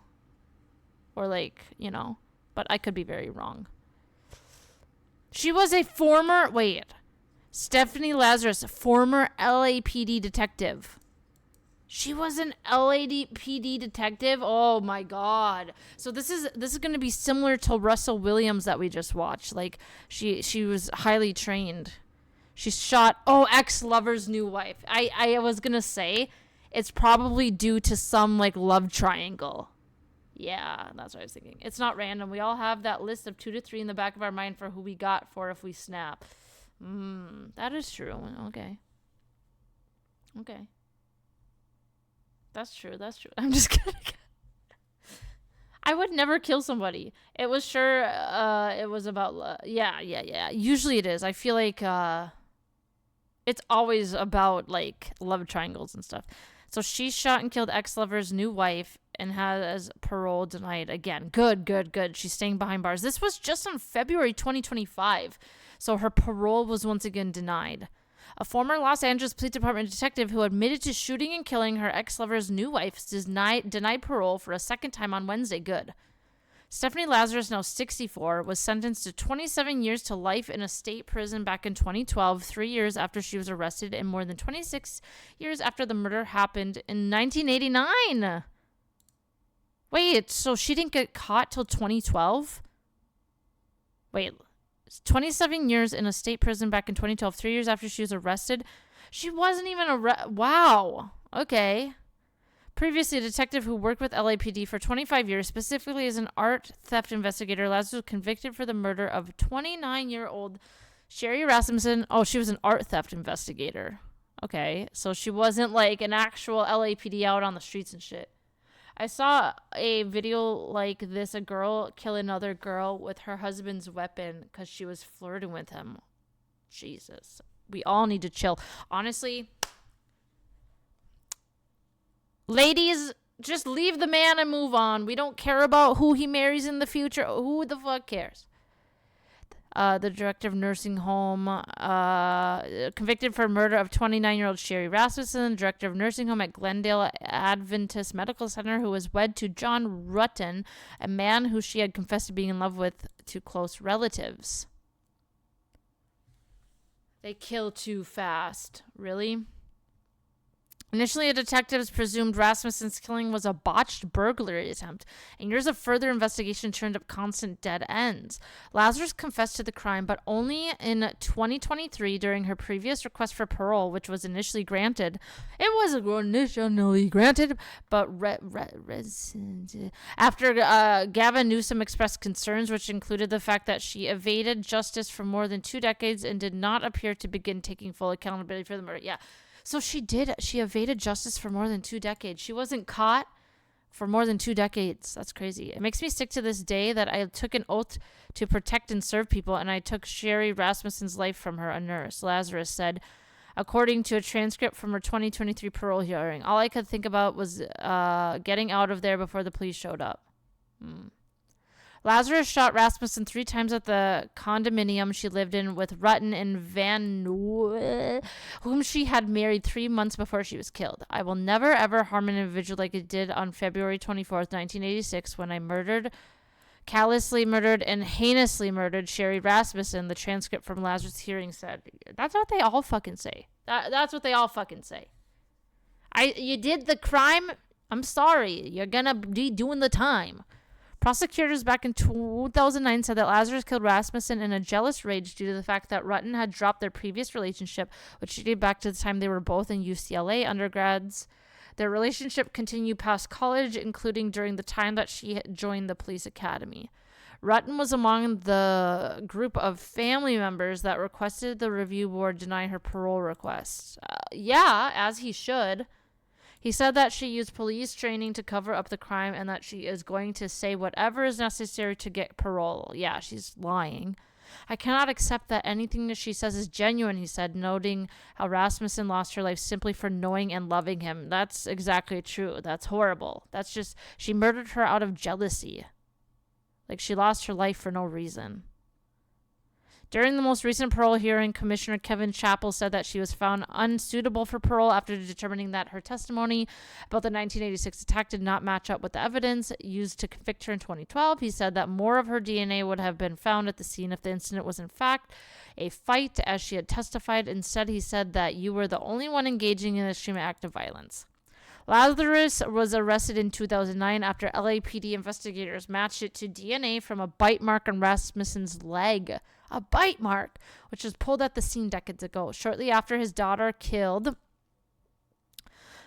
Nels Rasmussen, the victim's father, urged police to investigate Lazarus, who had been an officer for 2 years at that point. Despite his request, the case officially went cold until 2004.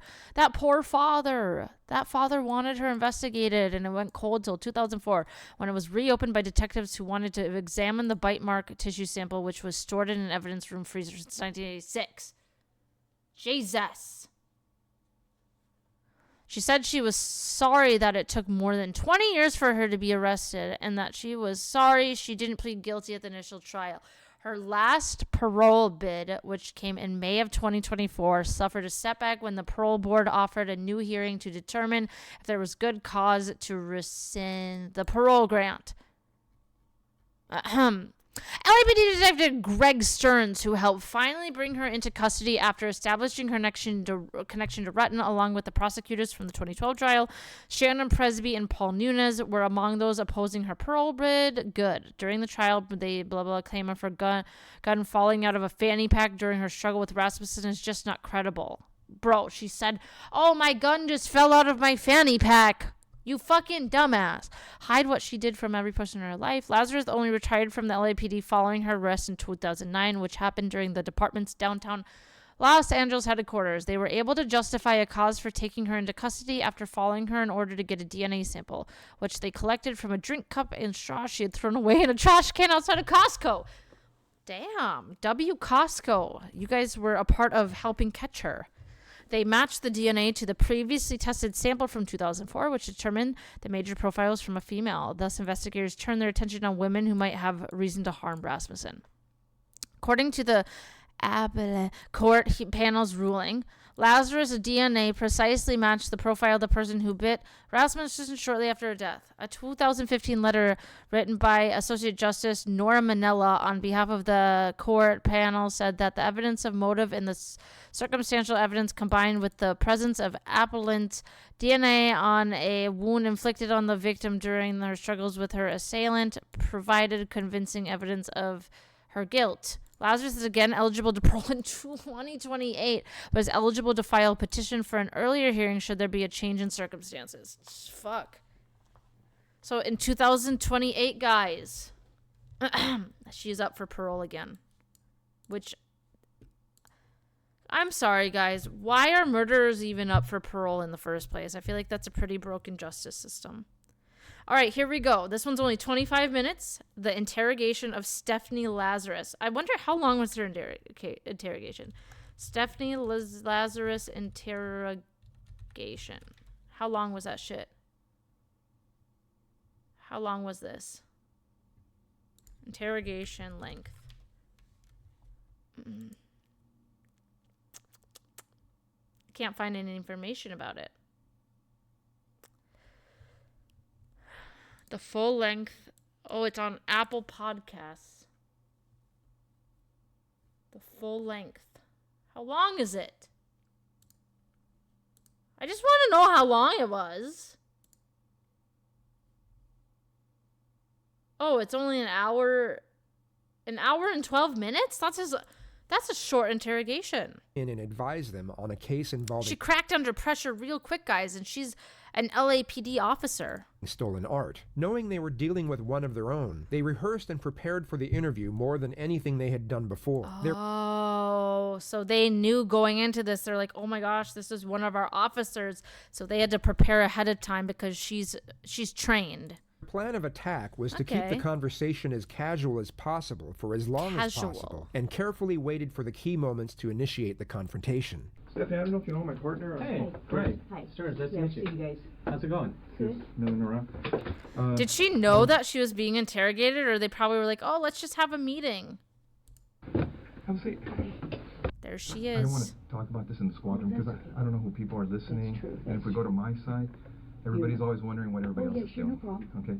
The first thing the detectives do is set up a compatible tone with the suspect. She has just stepped foot inside an interrogation room, and the detectives negate the negative implications of such an environment through a friendly disposition. Consultative meetings, such as seeking advice over an art theft, can take place anywhere, and the last place detectives would choose to spend more time in would be an interrogation room. Yeah. The reason they give the suspect for meeting in such an unusual location is to not spread rumors or innuendo. Yet the real reason is that all firearms have to be checked in before entering the area, and they needed the suspect to give up her gun without alerting suspicion. Oh, that makes sense. So they're trying not to alert her, blah, blah, blah, but, like, they have to get rid of their firearms before going into the interrogation room. So, okay, that makes sense.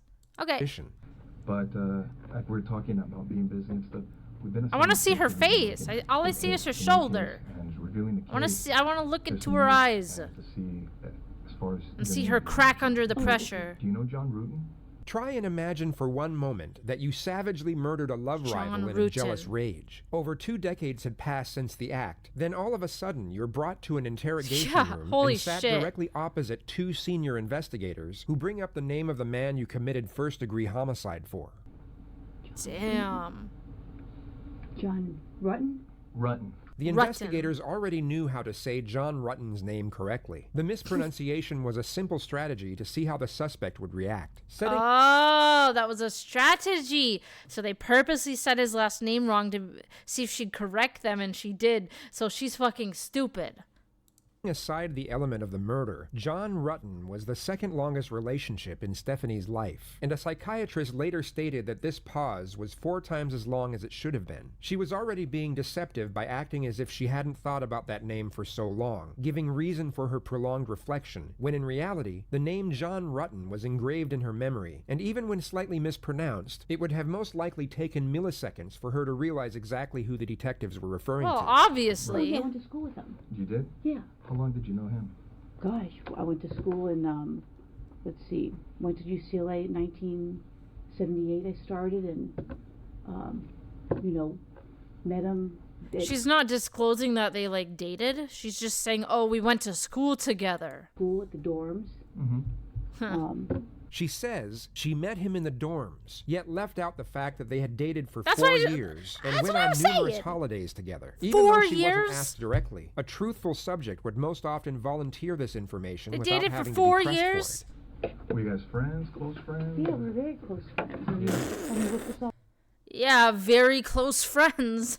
about? Well, it's a case we're working on. It involves John, and in there, some of the statements we reviewed, there's notes and stuff that he knew you and stuff. Oh yeah, I mean, we good friends. Lived in the dorms I lived in the dorms for 2 years. You guys lived in the same dorm? Yeah. Or, okay. Yeah, Dykstra. Okay. Were you guys just friends or anything else, or? Yeah, we were good friends. Yeah. Was there ever any relationship or anything that Oh. developed between you guys? Yeah, I mean, we dated. Okay, I was gonna say, this whole time she's been avoiding this. Why would she avoid it? Bro, they're gonna ask you about it. And wouldn't she assume they've already talked to John Rutten? Like, obviously they've already talked to him and got the details from him. Like, stop playing dumb, bitch. I mean, what's this all about? Well, it's relating to his wife.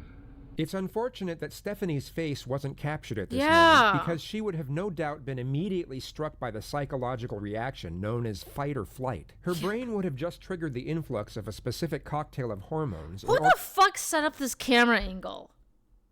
Who the fuck set up this camera angle? to prepare her to I wanted to either see her stay and face. deal with the threat or try and run away to safety. Stephanie chooses to fight. Okay. Okay. Did you know her? Not really. I mean, I knew that he got married years ago. Uh-huh. Did you ever meet her? God, I don't know. Do you know who she was or anything? Well, let me think. God, it's been a long time ago. Oh, she is fucking. Do you want to take a second and touch on something that So I think is really imagine important? like 20 years has passed by and you were never caught. It was like a cold case. 20 years passed by. She lived her life for 20 years since she murdered her. And suddenly someone brings that shit up. Oh my God. That would catch you by surprise. I may have met her. Geez. The words gosh, God, gee are exclamatory remarks used to express surprise or strong emotion. Yeah, You she's will very see them shook. used continuously throughout this interrogation, which is the suspect trying to insinuate a vague memory due to a lack of contemplation on the subject matter. She's Yeah. trying to emit the impression that she would have had no reason to give any further thought to John or anything related to John since they stopped seeing each other over 2 decades ago. You know, Yeah. Well, let me ask you. You said you dated John. How long did you guys date? I mean... 4 years? Is this something...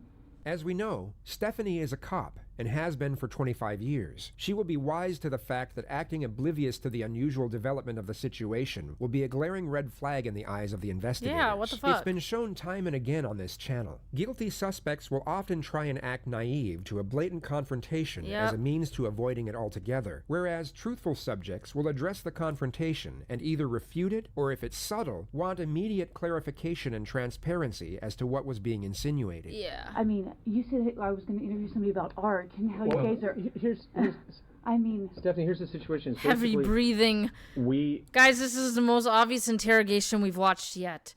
This is...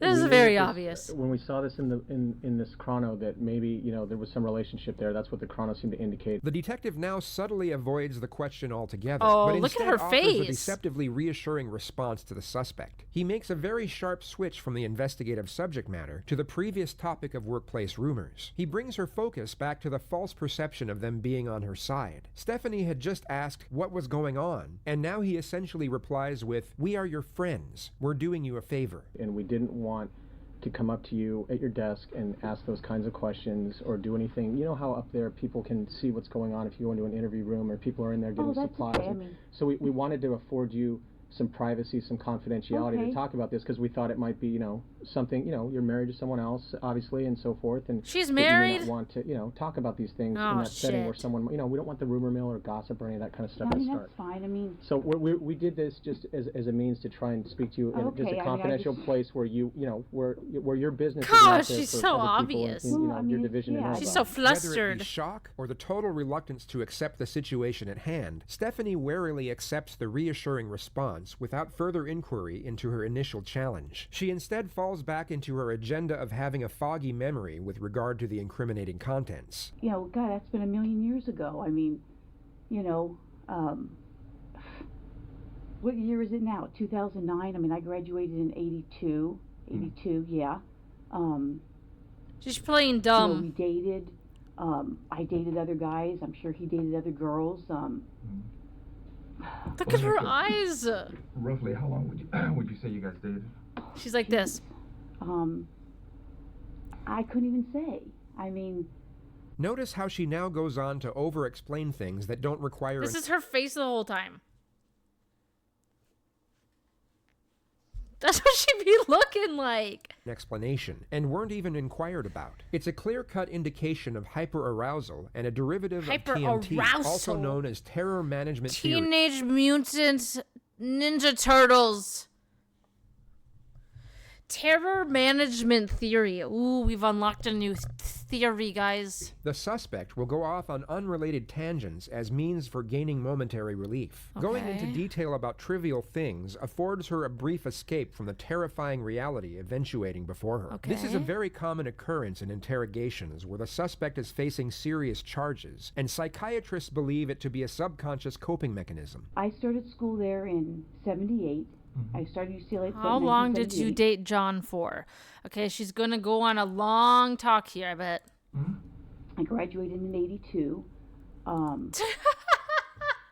Bro, the question was, how long did you date John for?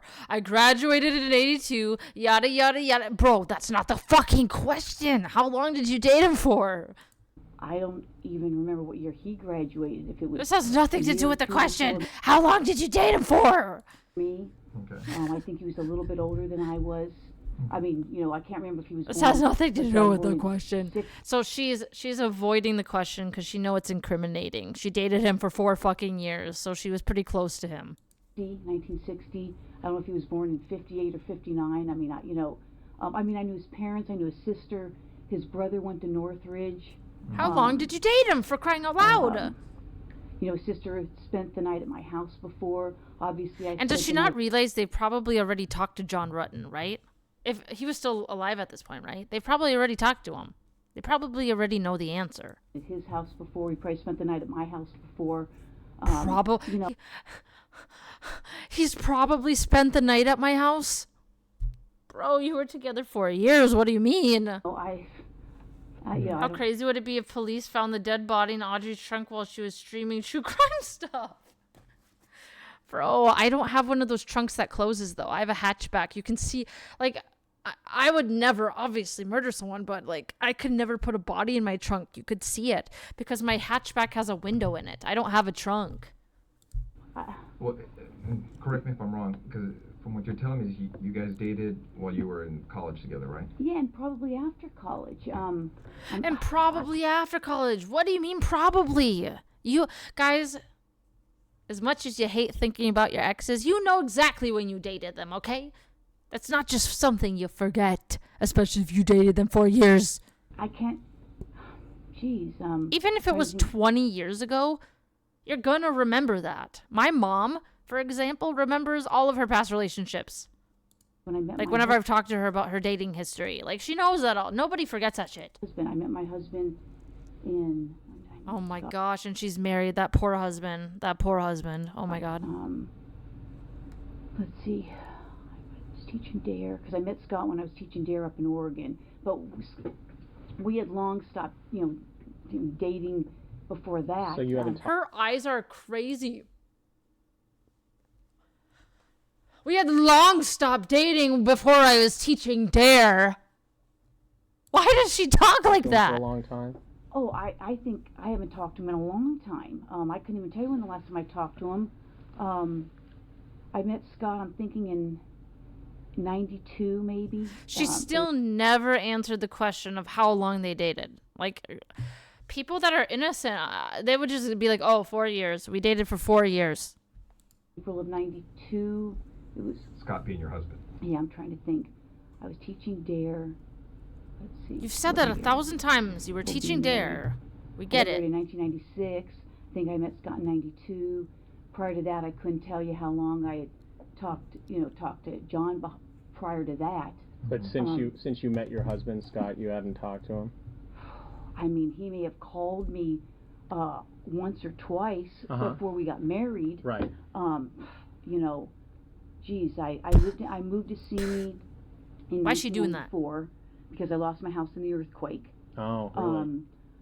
Quite honestly, I probably keep in contact with a few people from the dorms. We all lived on the 10th floor. All lived on the 10th floor. There's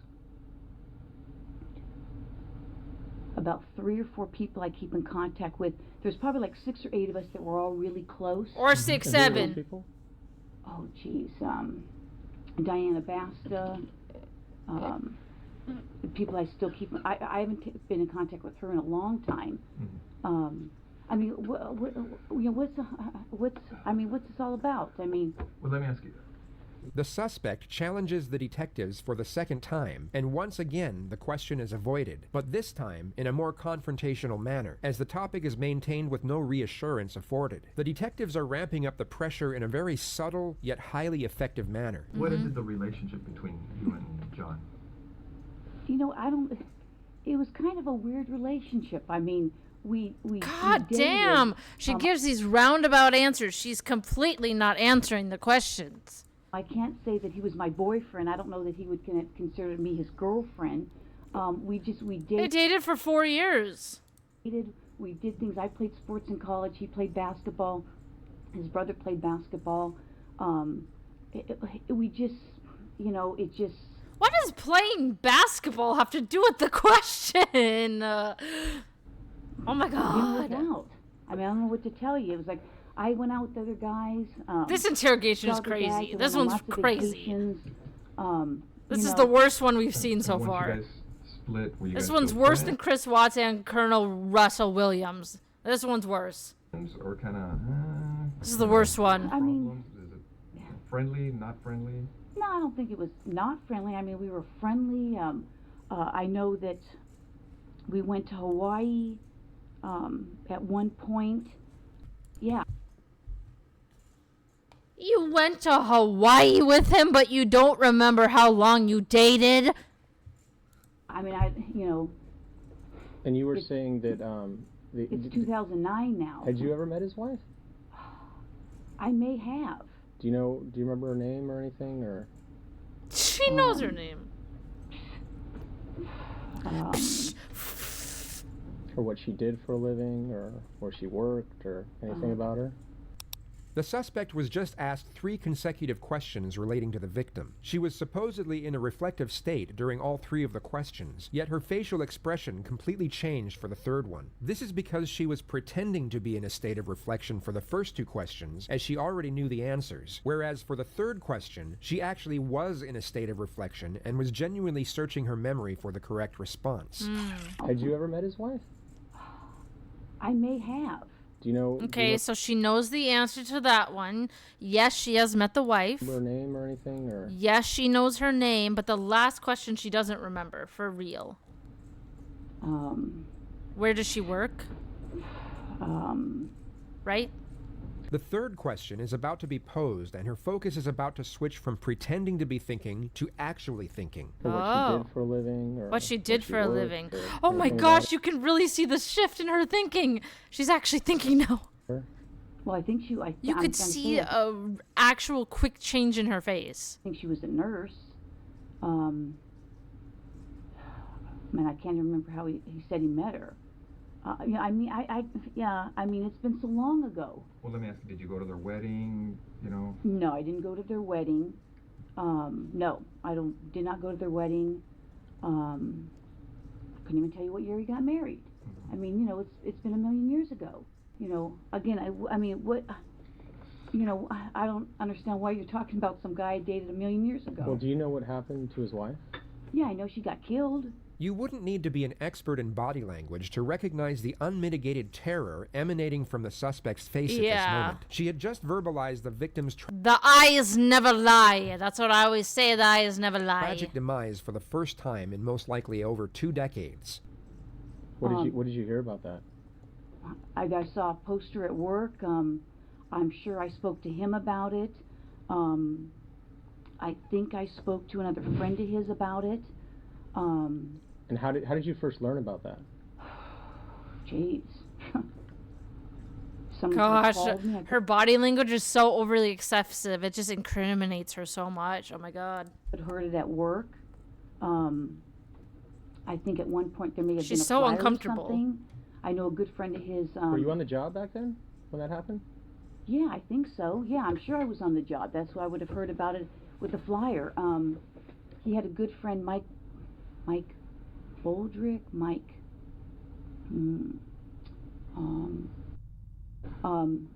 you know. But being that you were kind of used to see John, you know, was everything okay between you guys? I mean, there was never anything uncomfortable or anything between you and her?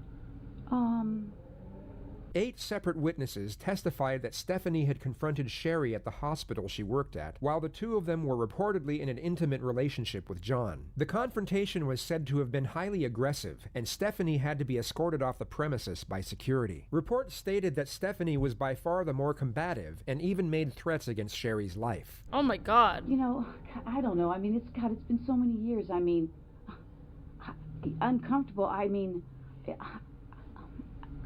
I can't even remember if we had a conversation. I mean, we may have. I may have seen her at his apartment. You know, geez, how many years ago was that? I don't even know what year she, got killed. Where was his apartment? Notice her passive disposition as she gives the following truthful response. On Roscoe. Okay. Yeah, Roscoe and So you know where they live. East or west of DeSoto. Either east or west of DeSoto. Wait, but why would she be going to his apartment or know where he lives if they weren't together at this point and he was married? I'm kind of confused by that. How would she know that? Moved after, did he move after he got married, or do you know? Or Now notice how okay. She's talking about his apartment before he got married. disposition switches from passive to frantic as she once again pretends to have a vague memory. Oh, never mind. So he stayed in the same apartment with his new wife. Okay.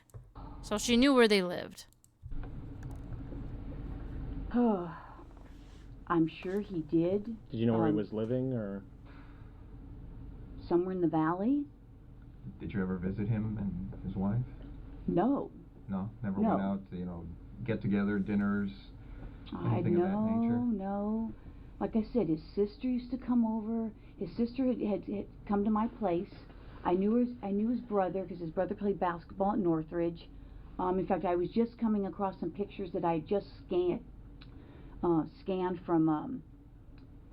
I take a lot of photos, like 10,000, and I just did a service where I scanned everything. Tangent about photos. Oh my God, bro. After his wife died, did should you be talk to yapping. him or anything? Yeah, I mean, I did talk to him. Mm-hmm. I talked to him, probably his parents, probably some other friends. I'm sure I talked to him. Yeah. But you're not sure where he moved to after he got married? No idea. I mean, never went over to visit him, or I don't think. meet I his mean, I wife, don't think so. I mean, you would know if you ever went to his home after he was married. Like you would remember that. I don't know. I don't think I did. I don't know. No, that's something you would remember. I know he lived on Roscoe for a long, long time. You would remember that. And you're right. I mean, if you guys are claiming that I'm a suspect, then I got a problem with that. Okay. Okay, so if you're doing this as an interrogation, you're saying, hey, I'm a suspect. Well, now I got a problem with now you're accusing me. Damn. Is that what you're saying? We're trying to figure out what happened, Stephanie. Well, I'm just saying. Do I need to get a lawyer if you're accusing me of this? you know. You don't have to. I mean, you know, I'm just, you're here of your own free will. I mean, no, you don't, I know, but I mean, you know, you're not under arrest. You can walk out. You Whenever can leave feel whenever like. you like. well, But- you know, I'm trying to give you some background of Well, you know, if you how I leave knew it, him. you look kind of guilty, And don't now you? you're telling me that somebody's saying that we had this big old fight, and I don't even know what you're talking about. You know, and I don't want to, you know, get in trouble for something that I didn't even do, or you're saying I did something. Okay. Yeah, we understand. I mean, how would you guys like it if the tables were turned on you? I understand. No. No, that's what we're telling you. I mean, you're free to go whenever you want. If this makes you uncomfortable and you want to, Well, now you're starting to make me uncomfortable. The thing is, I mean, detectives did what they could at that time on the crime scene. Okay, and the burglary thing you're talking about, that is an angle that they looked at. I go, but now we're looking at everything else on the case. Because nobody was ever arrested on the case. I don't know that or not. Okay. Damn. Now, what we'd like to do is, obviously you know about all the DNA stuff and things of the nature that, you know, gets done on cases nowadays. You know, if we asked you for a DNA swab, would you be willing to give us one? Maybe. Maybe. Yeah. Wrap it up, boys. She's guilty. Who the fuck says maybe? Because now Because now I'm thinking I probably need to talk to a lawyer. Okay. I mean, well, because I know how this stuff works. Okay, don't get me wrong. You're right. I have been doing this a long time. Yeah. And I wish I had been recording this because now it sounds like, you know, there's, you know, you're telling these people saying I'm fighting with her. Oh, are they like secretly recording her? Oh, they're secretly recording her. She doesn't know. It sounds like you're trying to, you know, I've been doing this a long time. Yeah, we know. Okay, and now it almost sounds like you're trying to pin something on me. No, now I got that sense. Well, what it gets to on these cases, and you know it as well as I do, our job is to identify and eliminate suspects. I can't believe this. So if we ask you to the point to give us a DNA sample, a buccal swab, so we can identify or eliminate you, would you be willing to do that? Maybe. Because I know this. Well, that's what we're maybe. asking. I mean, because yeah, wrap it up. Right now, any looking at the innocent evidence, person, you know, bro. If I was really innocent, I'm doing that DNA swab. I'm like, I know I'm innocent. I want to be cleared. it's possible we may have some DNA at the location, That's great. and we're going to do what we can to try to put this thing together. And your name's in the book. These people are pointing at you for whatever reason. I don't know why. That's just crazy. I mean, that's absolutely crazy. And it would be. Is it though? Because you did it. Is it though? You guys have to do your job, and I guess I'm gonna have to contact somebody. So. That's fair. I mean, because I know how this stuff works. I mean, I just can't believe it. I mean, we understand that. I mean, if we were in your position, I mean, we would feel the same way. I just can't even believe it. I mean, it's just, I mean, I'm shocked. I'm really shocked that somebody would be saying that I did this. I mean, we had a fight, and so I went and killed her. I mean, come on. Well, that's... Okay. All right. Well, damn. Are we going to get a confession? We only have 4 minutes left of the video. I want the confession. Thanks for your time. Yeah, thank you. Okay, so what happened next? What happened next? Come on, I'm invested here. What happened? So they set up a secret camera. I don't think she knew she was being recorded.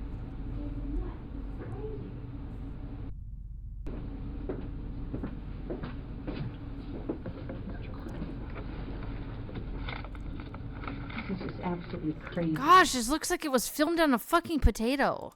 Let's see, Stephanie. This was in 2009. Were cameras this bad in 2009? This is insane. Okay.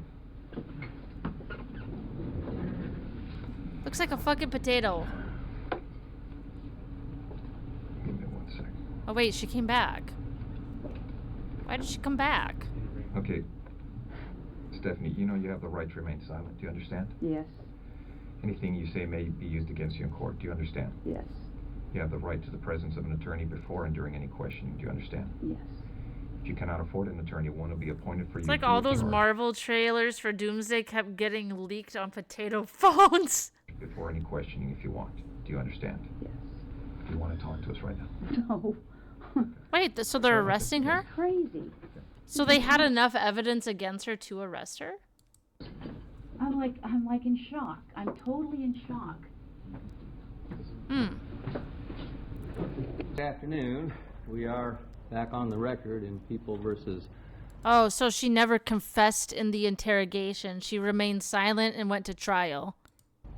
And they had, the jury, and there was enough evidence against her, blah, blah, blah. Shortly before noon, the That's her. Jury announced they have a verdict. We will take the verdict at this time. People of the State of California versus Stephanie Eileen Lazarus. Case number BA 357423. We, the jury, in the above entitled action, find the defendant, Stephanie Eileen Lazarus, guilty of the crime of murder of Sherry Rasmussen in violation of Penal Code Section 187A, a felony, as charged in count 1 of the information. We further find the murder was of the first degree. John Rutten's victim impact statement. Oh, that's so sad, man. Your Honor, I'm John Rutten. Oh, thank you for the poor opportunity guy. to speak during this hearing. He only got to be married for 3 months. Imagine your wife being murdered. You only got to be married 3 months, and the rest of your life, you wonder, oh, what if she wouldn't have got murdered? We would have had kids and all this stuff. That'd be so sad. There are really no words that can describe the loss of Sherry and the whole of this experience, so it makes no sense to talk very long. It suffices to say that the Rasmussen family, my family, and Stephanie's family have been thrust into a bizarre world of disbelief and indescribable sadness. Sherry Rasmussen had a profound impact on so many people. Oh my gosh, that's so sad. And I was proud that she agreed to be my wife. Oh. It was impossible not to notice Poor Sherry guy. when she entered a room. To me, her physical presence was startling. I can clearly remember the first moment I laid eyes on her. That's so Sherry sad. Rasmussen was a physical presence, and my heart still races when I look at pictures of her. Oh. But Sherry was extraordinary, more for who she was than the way she looked. She was a hard worker, a consummate professional, a leader, a diplomat, Sad. forgiving, tough, and a kid at heart. Sherry's loss, the way she died, and the trial... So essentially, we never got a confession. During her interrogation, she actually never confessed. But, the reason I'm guessing is because of jealousy. Is that what it boils down to? She was just jealous of her? After her death, Like, has what had the a fuck? profound Why impact on ruin your many- life just because you're jealous? Now you got, like, life in prison. Hopefully. I'm hoping that she doesn't get parole. That would be insane. Many others. Especially because she already avoided going to jail for 20 years after the murder because the case had went cold. Like, that's 20 years she should have been in jail or prison already. Effects are broad and span a generation, creating pain for those whose lives should have never been touched by this tragic event. Yes, facts. Again, words are feeble tools for describing these impacts, but there are so many moments and so very many tears. And the fact that Sherry's death occurred because she met and married me brings me to my knees. Oh, Stephanie Lazarus. He blames himself. So because she married him, oh my God, bro. He probably lives with so much guilt. Was sentenced to 27 years to life for the murder of Sherry Rasmussen. She's Hopefully currently it's being held life. inside the maximum security unit of the Central California Women's Facility. Okay, and hopefully she stays Any there. other cards that stand out in your mind? What the fuck is she doing with her mouth? Any other cards that stand out? That's in your creepy. What the fuck? What the hell? What is that? That's so creepy. What the fuck are these facial expressions? Oh my God. That's a fucking jump scare. Dude, that is creepy. She is creepy. Thank God. Guys, at her next hearing for parole, she better stay behind bars. My God. So 2028, she's up for parole again. All right, guys, those are our 2 criminal crime videos that we're gonna watch today. Next time, we're gonna watch probably. I like to watch like 2 at a time. So next time we'll watch these 2. Okay. Damn, we had 2 very interesting cases today. Damn. All right, should we paint a little bit today? I kind of want to just stay cozy. I don't really feel like gaming today, honestly. I kind of just feel like being cozy today. Reacting, painting would be kind of nice. I'm just not feeling it, guys.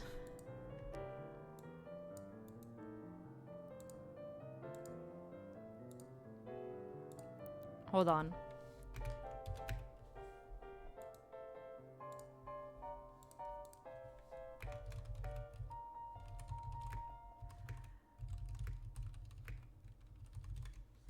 Okay. All right. My mom says Manny is doing better, which is really awesome. I think he isn't throwing up anymore. Is Manny still doing okay?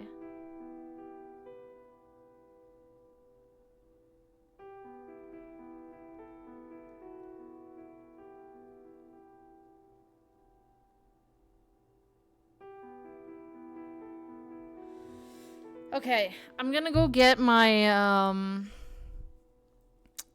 my tripod. I gotta go get my tripod so I can set up my camera for painting. Okay, I'm gonna do that really quick.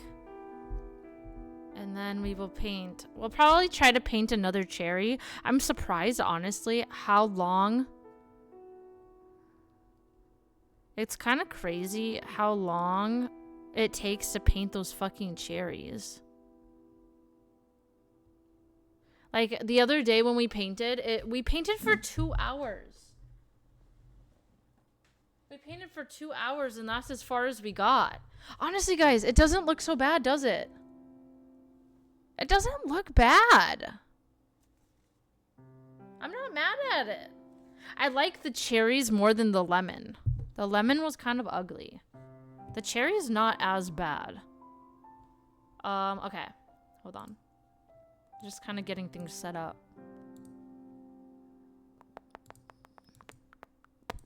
Alright, I'll probably paint for like an hour or so. I'm getting kind of tired.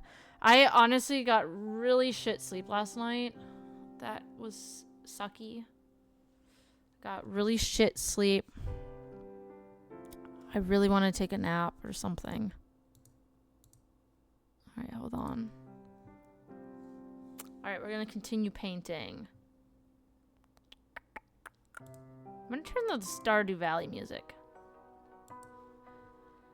Okay. I'm booting everything up. I'm going to quickly go get my tripod from my room so I can set up my second camera. And I'll be right back.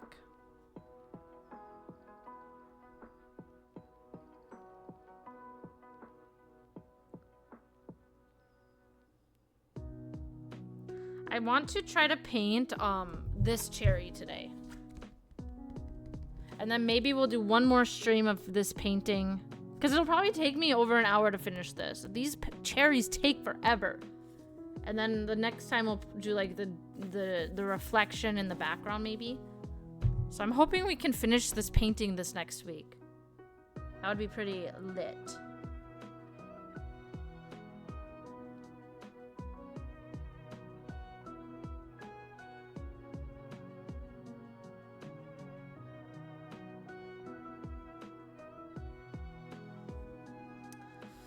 Okay, let me open this from my camera.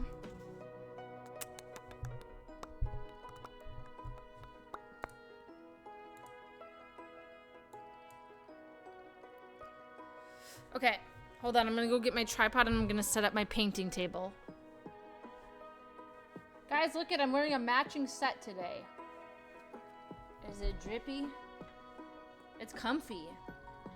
I lost my other string though, look. I got one string. I don't know where the other one is. I don't know what happened to it.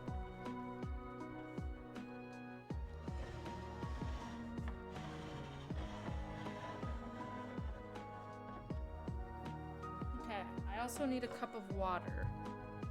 So I will be right back. I'm gonna go get those items. My tripod and a cup of water.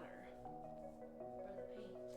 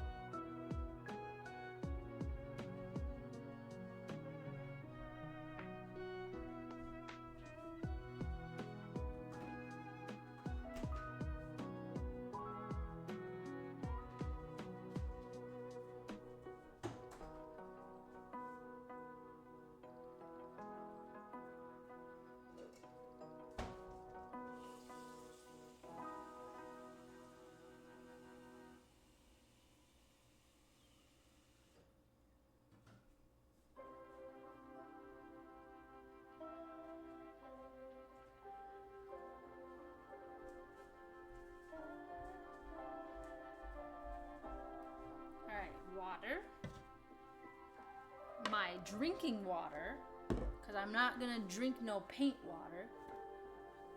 Okay, hold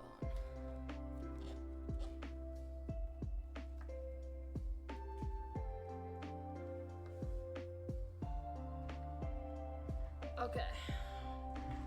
Let's paint. Let's paint.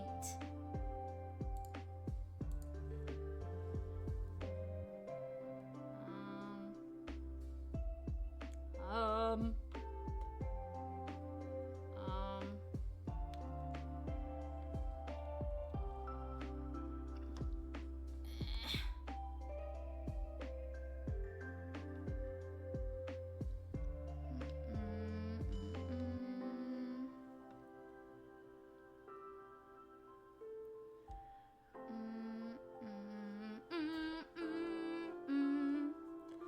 All right, let's paint.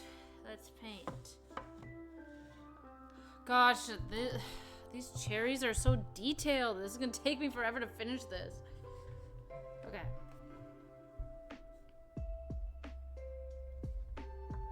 Did I put the camera here last time? I think I did. I think I put it like this. I'm actually gonna go like this.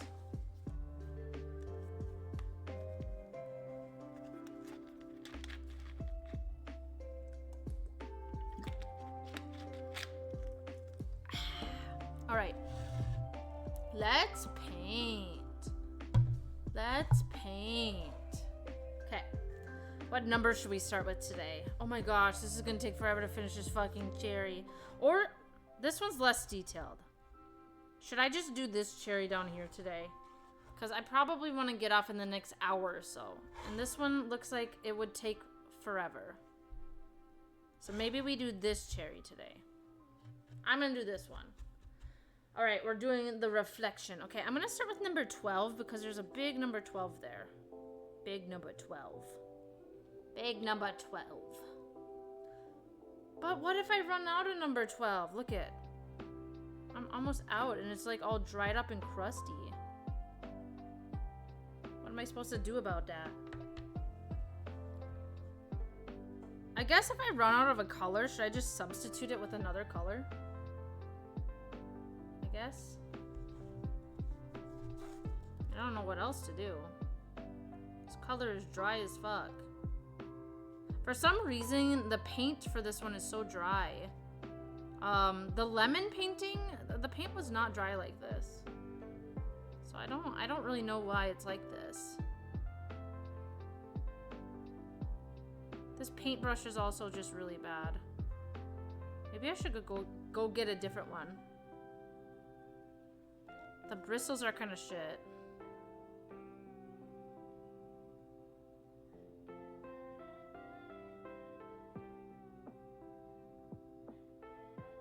Da, da, da, da, da, da. Da, na, na, na, na. So how was everybody's week? That cherry looks like a disco ball. Yes! It's supposed to be. It's abstract art. This is disco ball cherries. Yes, you are correct. That's what it's supposed to look like. That means I did it right. Yes, Steven. Yes. That means I'm doing it right. It's supposed to be like that. It's disco. I got a set of abstract art color by number disco ball fruits. We already did the lemon one.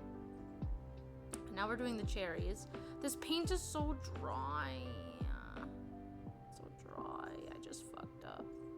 I'm not staying in the lines. Oh my god, that looks like shit. It's supposed to look like this. Can you see that?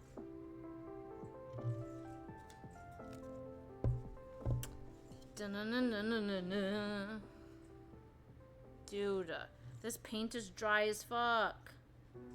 They sold me dry ass paint. What am I supposed to do about this? I can't paint like this.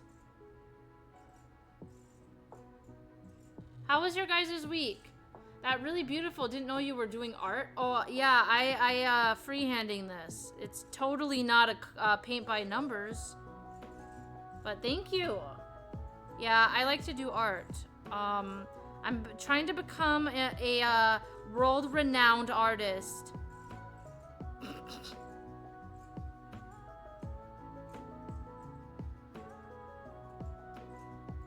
They call me the next I've been called the modern day Picasso by art critics. Yes.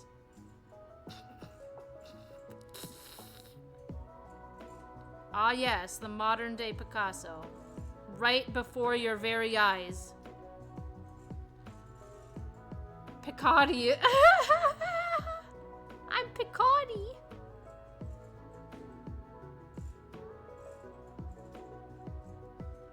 I kind of like that. I'm gonna start calling myself Picardy. Picardy Bugatti. Audie driving a Bugatti. How is that? This kind of looks like poo-poo. Poo-poo caca. This looks like doo-doo.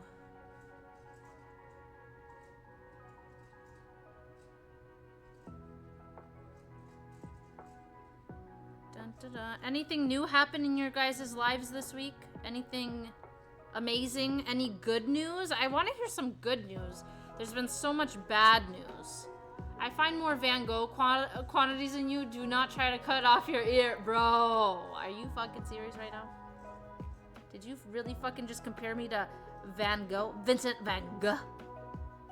Vincent Van Gogh?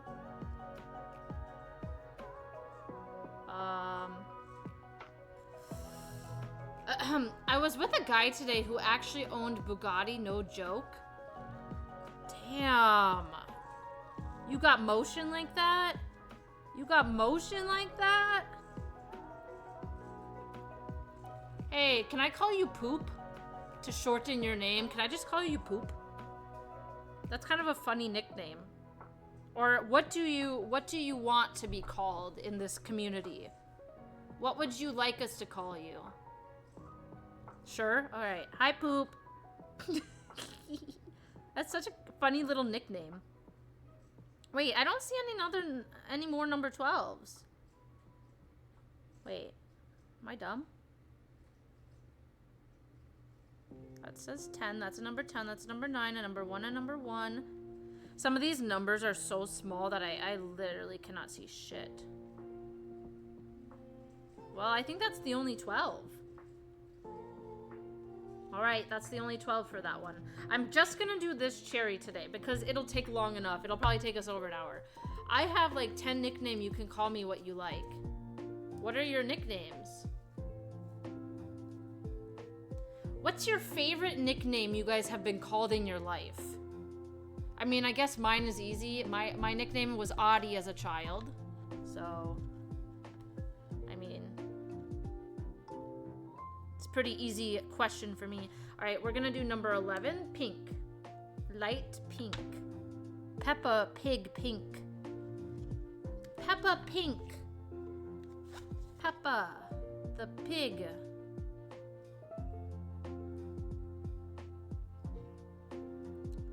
Guys, I don't know how artists use an easel. I'd rather hold it in my hand to steady it and bring it closer to my eyes.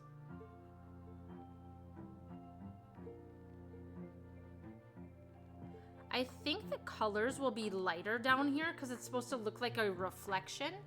In real life, I don't know, someone called a senator, another ambassador, and another called me Arabic prince. Like what, like Aladdin? They call you the Arabic prince? That's funny. Senator, ambassador. Damn. You got some official titles there, sir. You got some official titles.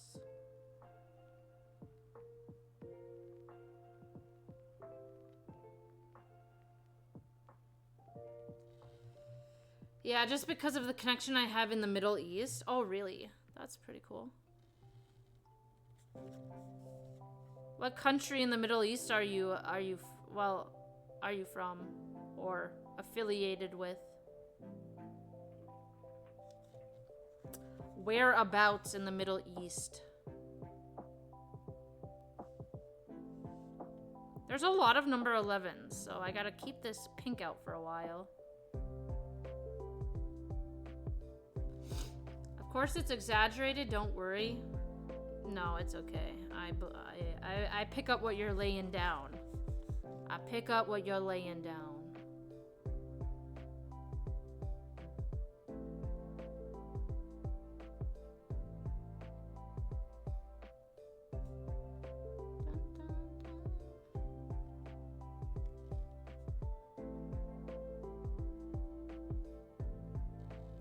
Dun dun dun dun dun.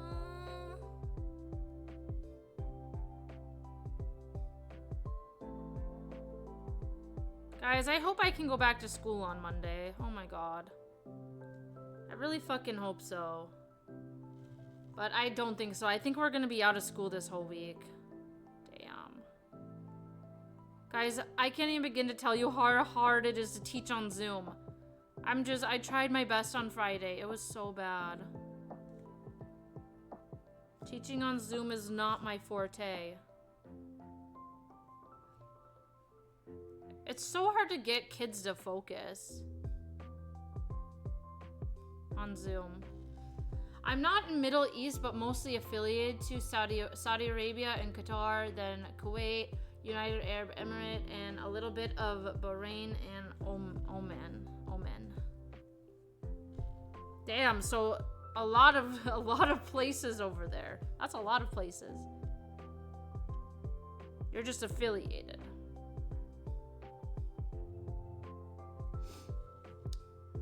So you're not in the Middle East, but you have affiliations to the Middle East.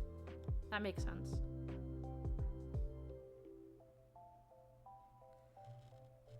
I like this pink color. It's a nice color.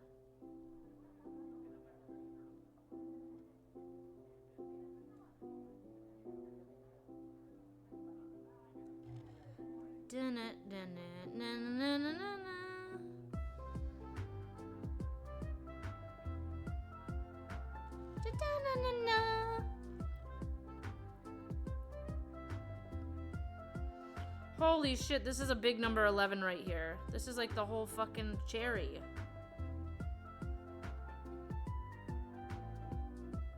We have a big number 11 right here. But I'm not mad about it. It'll make the painting go by faster.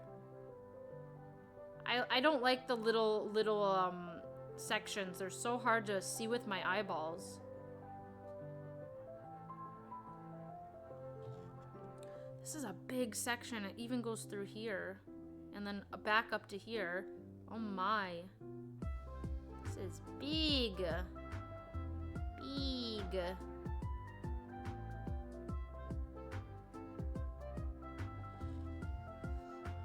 Dun, dun, dun. Do you guys have any fun plans for the weekend? I'm probably gonna chill tonight. I really am tired. I'm gonna try to go to bed early. Well, I'm gonna work out tonight. I've been working out every day, guys. Be proud of me. I gotta do my workout. I think I'm doing... Wait, what did I do yesterday? Oh, today's leg day. Oh shit, I hate leg day. Leg day's ass. Literally ass.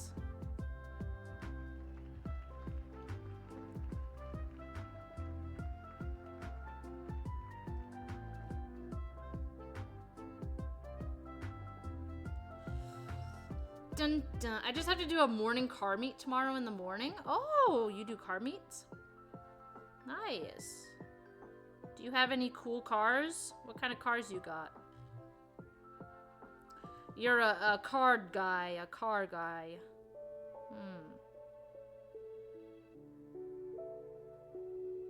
I drive a Honda. I got me a Honda.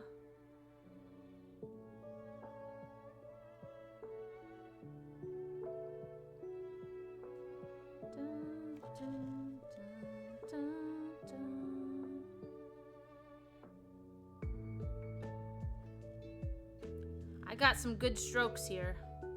How are my strokes today, guys? It's better than the other day, I feel like.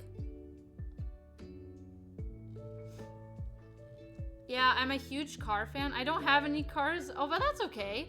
You're a car fan and car photographer? Oh, that's really cool. So you go to the car meets and you photograph the cars. Well, someday, maybe you'll get a really cool car. If you grind and work for it. You know? Maybe you'll get a cool car. What would your, what's your favorite car or your dream car that you would like to have one day? What's your favorite car or dream car? I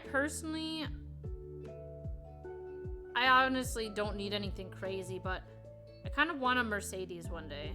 I like Mercedes.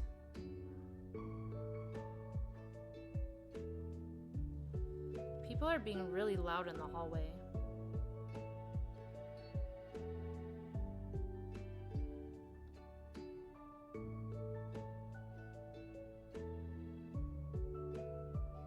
Like, just hush, please. Hush, hush, hush. Well, kind of difficult because my tastes change sometimes, but accessible, I would say CLS 63SW218 and impossible to get. I'm gonna be honest, Mr. Poop. Mr. Poop, I'm gonna be honest, Sir Poop. I don't know any of those cars, but they sound cool. I need to see pictures. I'll look them up when I'm done painting.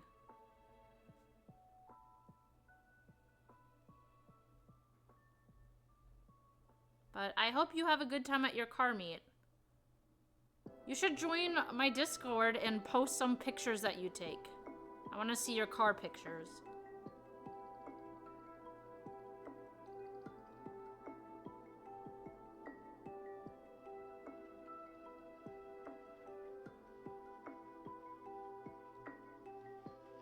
Gosh, this number 11 is huge. Look at how huge this was. Mercedes, our car for a king? Really? I mean, I know a lot of people with Mercedes cars. I'd probably just get a simple one. I'm not gonna get anything crazy, but I kind of want it like a Mercedes SUV. My current car is almost paid off, and I might turn around and trade it in for Mercedes. I haven't decided yet. Maybe. We'll have to see what the good old finances look like. I got a lot of student loans. Yeah, it might be GG's on getting a new car, but we'll have to see. I really love Mercedes. It's in my DNA at this point. It's in your DNA. Yeah, I like Mercedes as well. Mercedes. I thought about getting an Audi, maybe. I like Audi because it's like my nickname, Audie. Like, wouldn't that be kind of cute if Audie had an Audi? That'd be kind of fucking cute. And Audis are really cool. There's some cool Audis.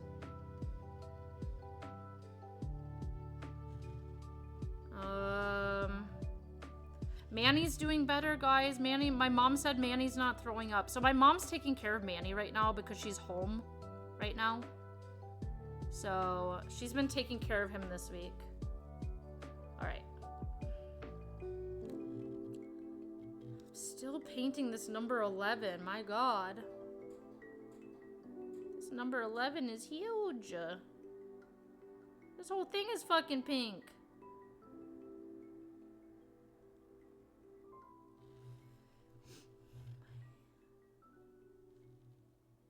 Yeah, I'm not really like, I'd rather, like I want to get a Mercedes, but more importantly, my dream is to have a nice house.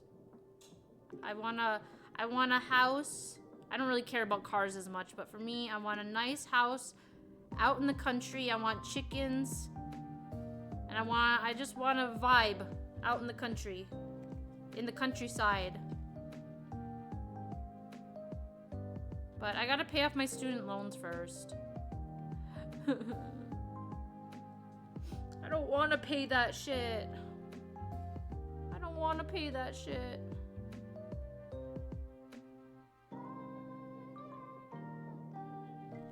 Student loans are awful.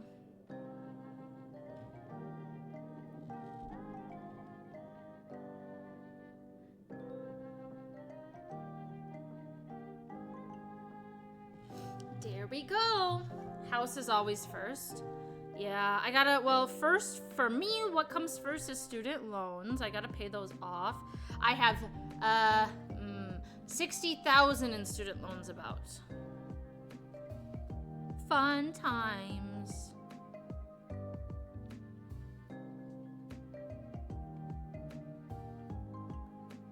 I might need to get a side hustle, guys. I might need a side hustle.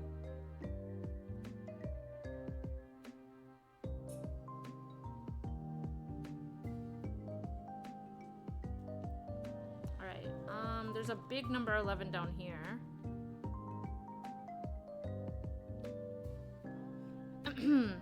Yeah, I might not, it might be GG's on a house for a while. I gotta pay some of my student loans. I do qualify for like some loan forgiveness in the next couple of years, so I might apply for that. That would be awesome. But I don't think it would cover all of it, just some of it. But yeah, college is a scam if you guys weren't aware. College is kind of a scam. Don't go to college unless you really know what you want to do with your life.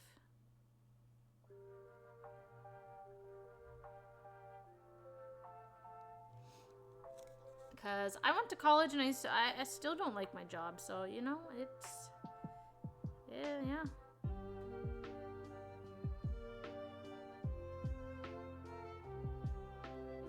I should have taken like a gap year from high school, and then because I essentially took 6 years to finish my bachelor's degree because I changed my major.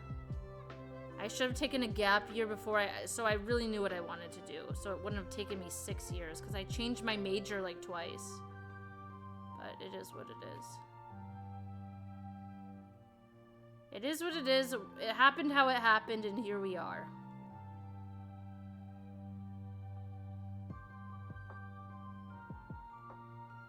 But I will always advise to not go to college unless you really know what you're gonna do with your life and you're sticking to it.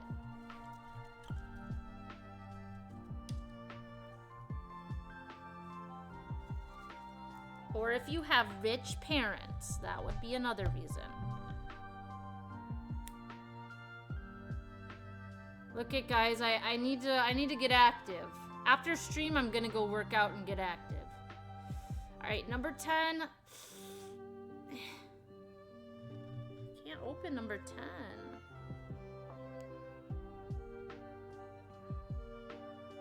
All right, number 10 is another light pink. Another type of pink.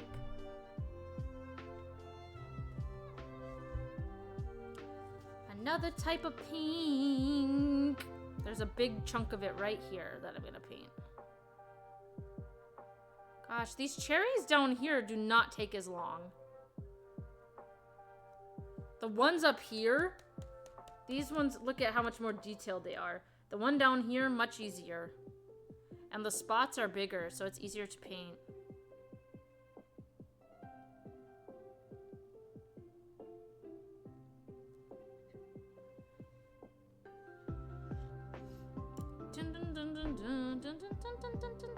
I really need to clean this weekend, so I'm gonna work out. I think today I'm gonna do my bathroom, and then tomorrow I'm gonna clean my kitchen and living room. My bedroom is actually okay. My bedroom don't need to be cleaned because I actually recently cleaned my bedroom not that long ago.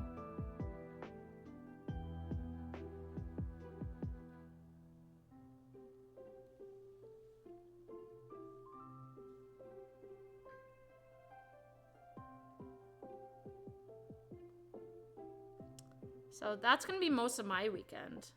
And I'm still like waiting to hear what our plan is for next week for school.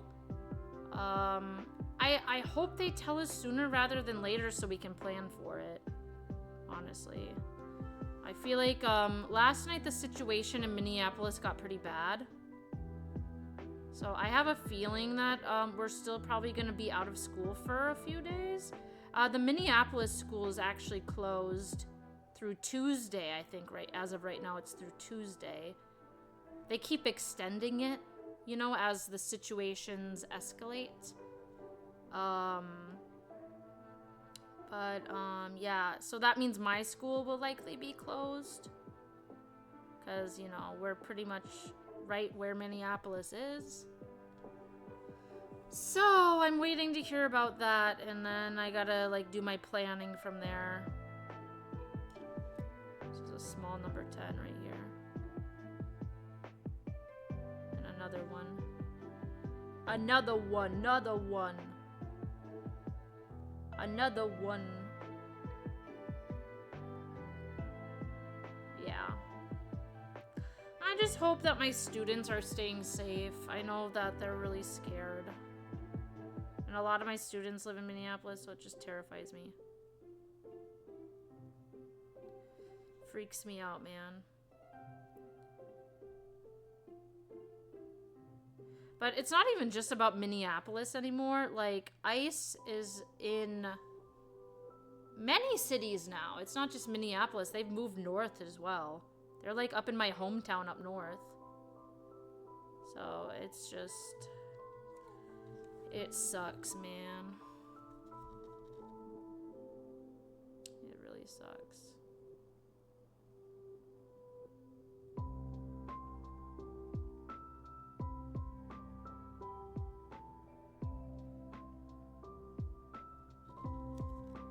Dun, dun, dun. There's a lot of number 10s on this as well. Kind of like it because it won't take so long to paint this one down here.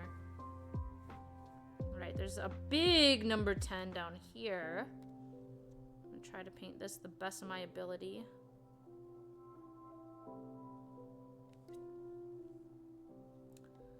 Dun, dun, dun, dun, dun, dun, dun, dun, dun, dun, dun, dun. Oh gosh, what do I want to eat tonight? Kind of want to make hamburger. I have stuff for burgers. I might make a hamburger. And homemade, sweet potato fries. Doesn't that sound good? I make a hamburger and sweet potato fries. I like making my own homemade sweet potato fries in the air fryer. So good. I gotta do a cooking stream soon. I haven't done a cooking stream in a while. What am I doing? Maybe I'll do one tomorrow. You guys want a cooking stream tomorrow? I could do my meal prepping on stream tomorrow. I could be doing that.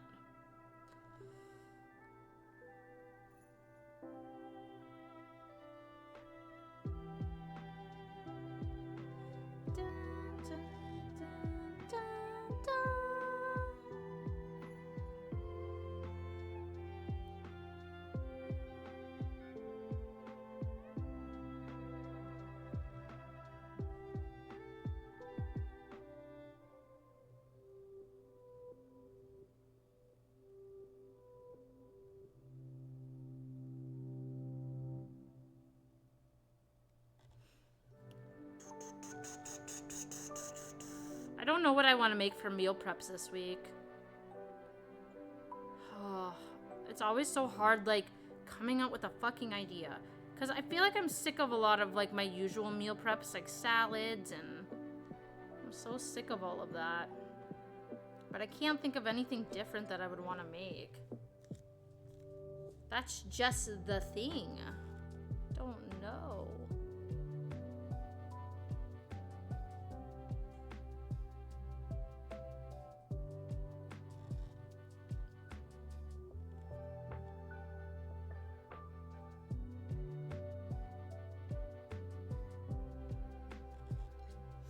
So many number 10s. Yeah, the bottom is lighter, so it looks like the reflection of the top cherry.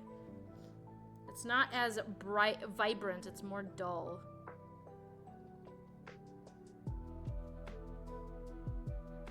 It's more dull.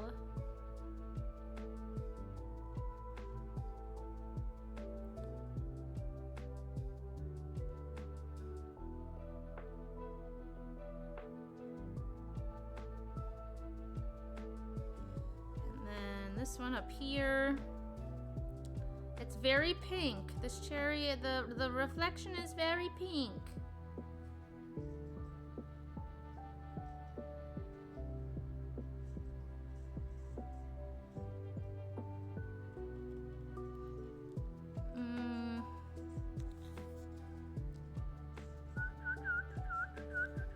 Right here. There's another one. This is such a weird shape. It's gonna be hard to get in there.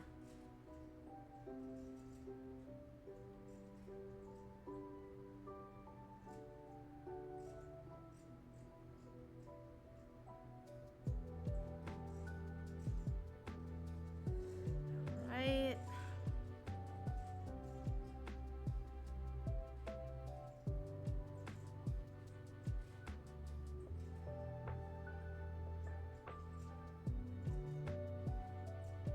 So many number 10s.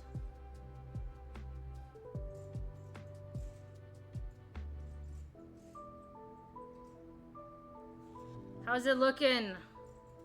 Dude, my eyes hurt from staring at this. It's so hard to see the numbers.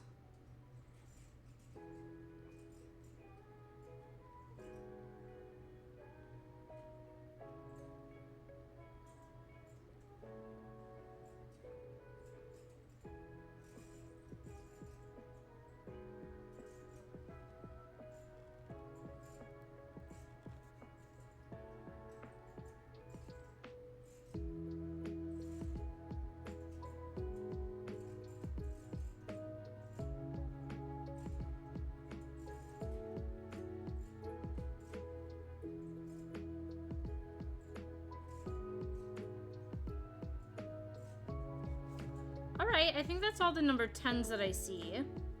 So I'm gonna go and find the next one. We'll go to number 9. Are there any number 9s? There are. 9 is actually the, 9 is the background color of this, the canvas, so we're gonna be having lots of number 9s later. Alright, number 9 right here. The little guy right here. Little light pink. These are just all different shades of light pink. They're all just shades of light pink. This pink is hard to see.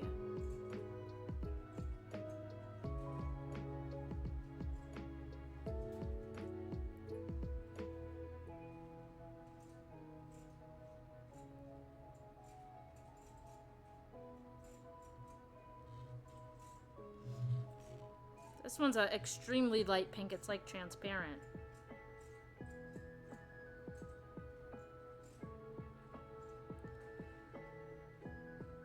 Damn, this is little pieces here.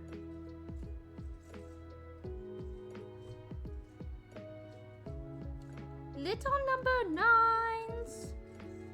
Hey, what color is this one supposed to be? Did I miss the memo on that?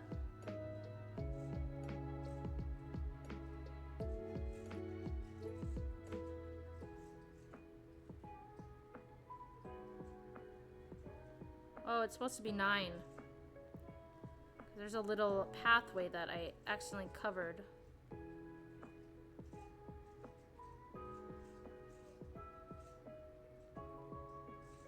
Oh no, it's not supposed to be 9. I think this section's missing a number. Can't tell.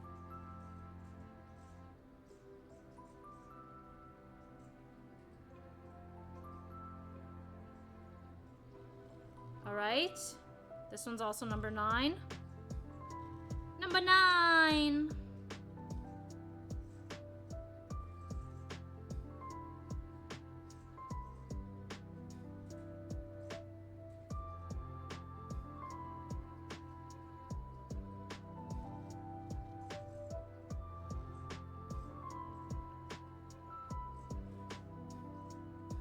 I'm focused.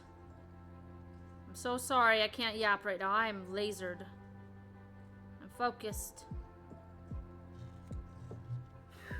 My apartment's really hot right now. I need to turn the heat down. Oh my god, I'm cooking. I'm wearing a full tracksuit. I feel like I'm baking right now.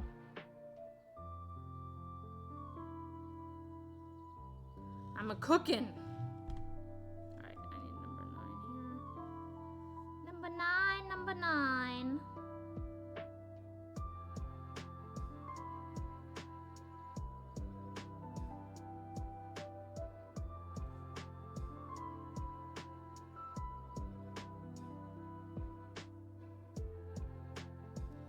There we go. More number 9s.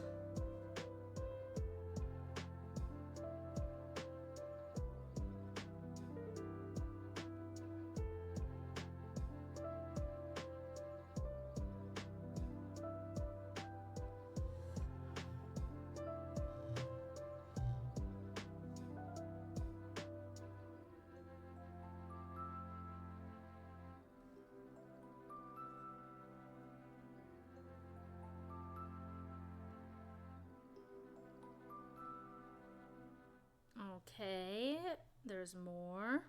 Guys, this cherry is not going to take that long to paint down here. Not as long. The other one took me 2 hours.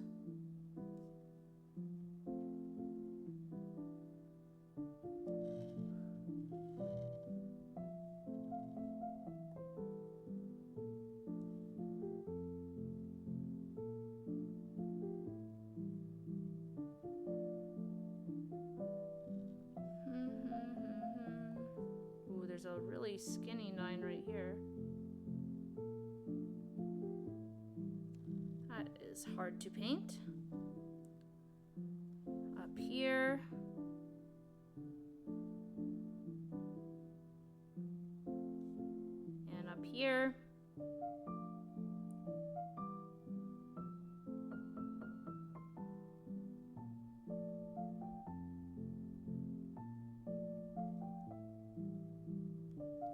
Alright, I think I got all the 9s.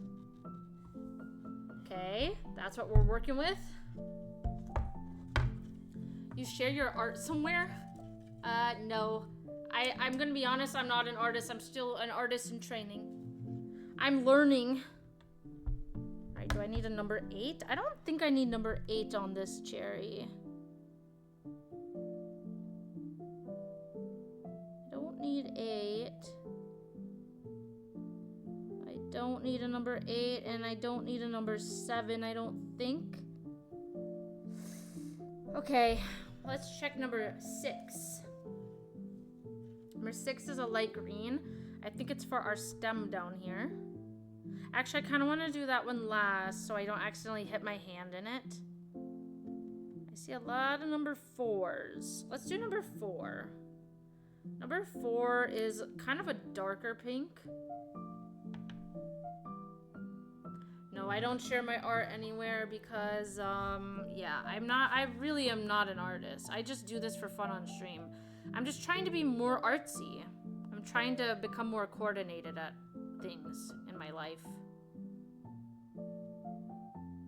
Yeah, I don't post art anywhere.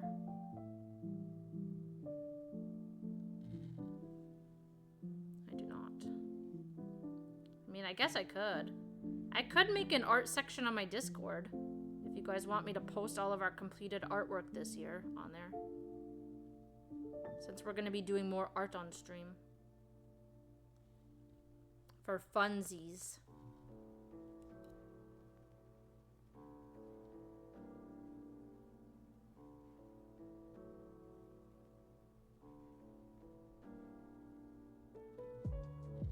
Alright, there's some 4s down here.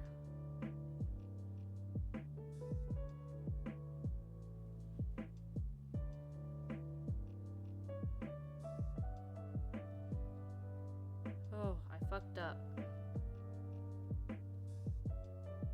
I'm just gonna connect these two. Sometimes when you fuck up, you just gotta improvise.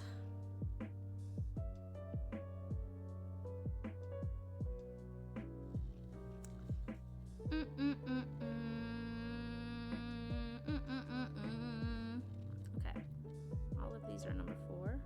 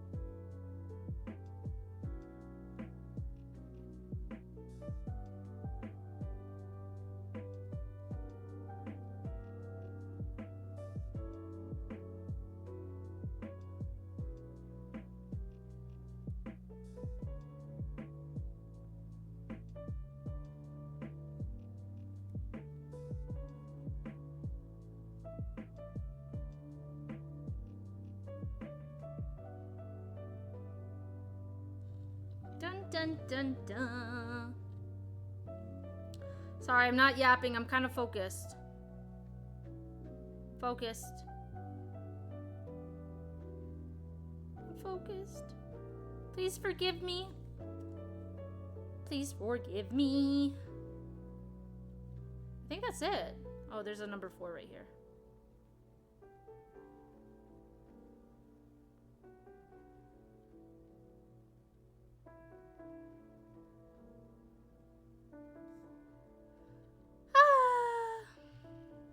All right. I got all the number 4s done. I see a lot of number 15s and a lot of number 1s, but I want to do number 1 last. I think I only see 15, 14, and 1. And 6. Yeah. All right, I'm going to try number 15 next. I see 15, 14, and 1s. That's it.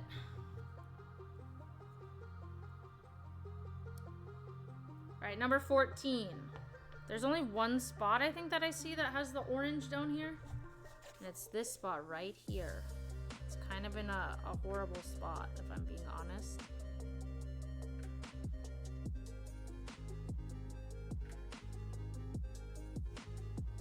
Okay, any other number 14s that I missed? I don't think so. All right, amazing, wonderful. All right, now I'm gonna do 15. 15 has a lot of spots down there.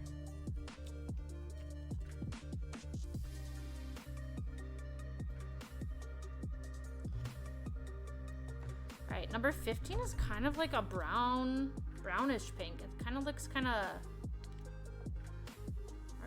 don't know. I don't know how to describe these colors. I don't understand. I don't know my colors very well. Oh yeah, it's kind of brown.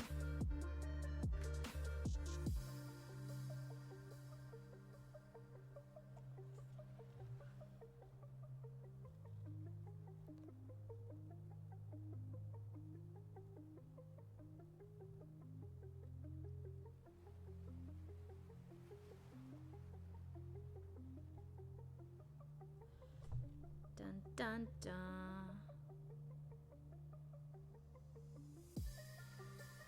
Dun dun dun.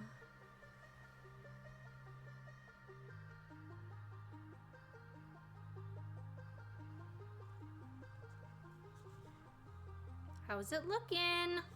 It's looking beautimous. I'm locked and loaded. I'm locked in.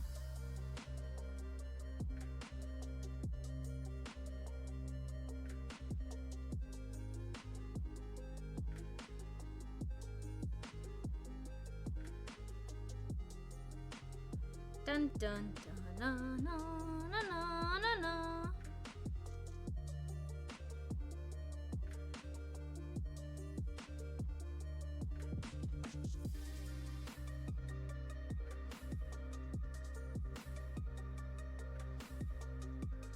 This bottom part was so much... Oh, there's a number 5. This bottom part was so much easier than the top cherry. This one was so much harder. This one, I'm flying through this. This is light work. This is so easy.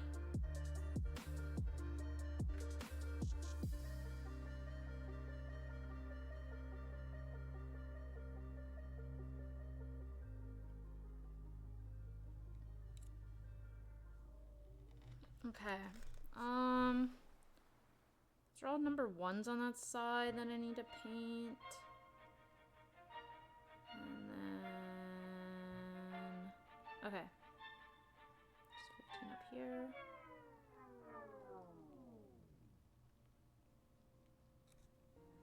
Bum bum bum bum. I cannot wait to work out today. I actually like... I can't lie, guys. I had McNuggets last night. I had McNuggets. It's a bad habit. I need to work out today. I had the McNuggets last night. I can't even sit here and lie to you guys.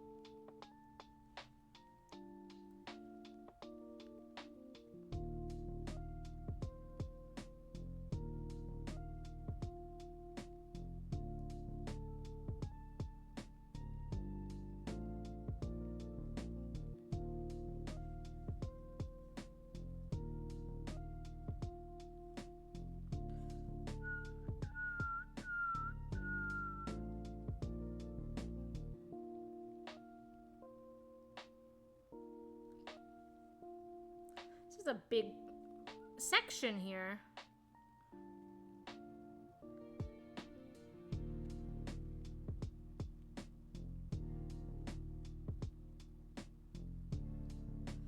Bum bum bum bum bum bum bum bum bum.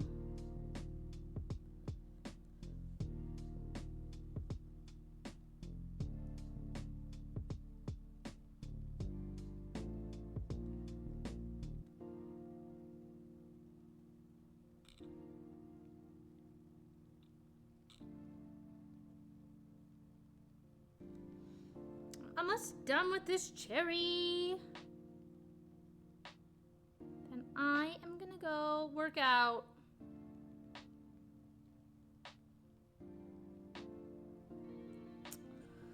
I'm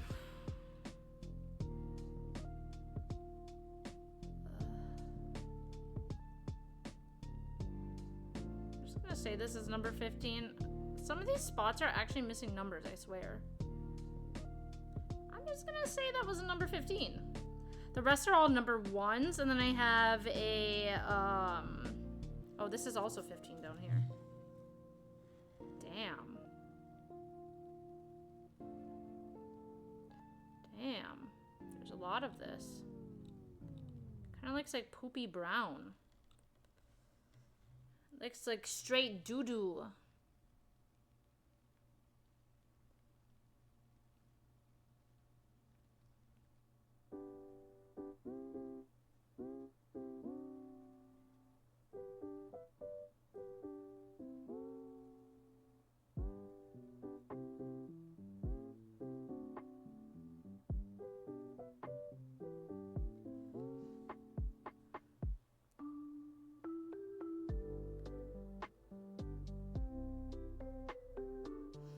Honestly, my painting is getting better. I feel like I am getting more control of my brush.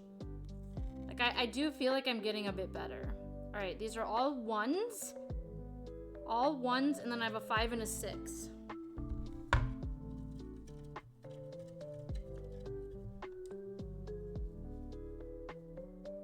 All right, let's do the number 1 first, because there's a lot of them.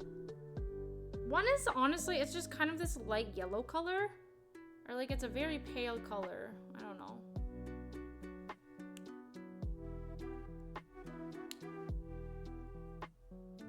It's like an off. It's an off-white.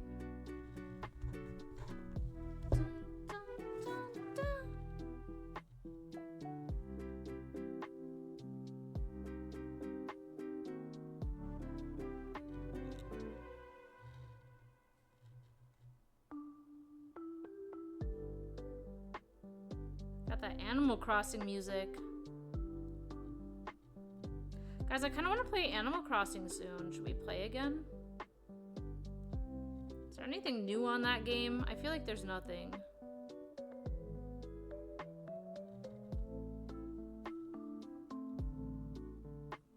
I never played like the Happy Home Paradise DLC, but I have it. We could maybe do that. Maybe that's a goal of mine.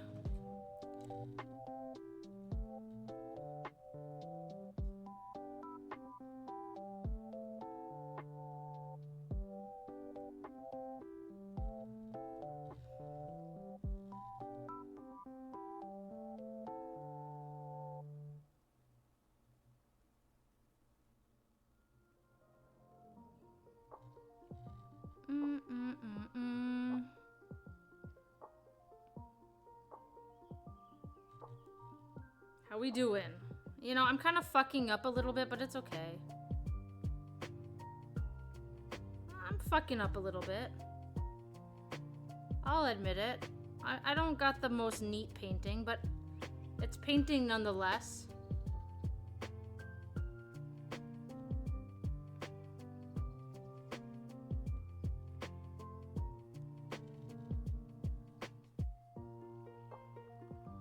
Art is a form of expression, okay, and I'm expressing myself. Therefore, it doesn't need to be perfect, right?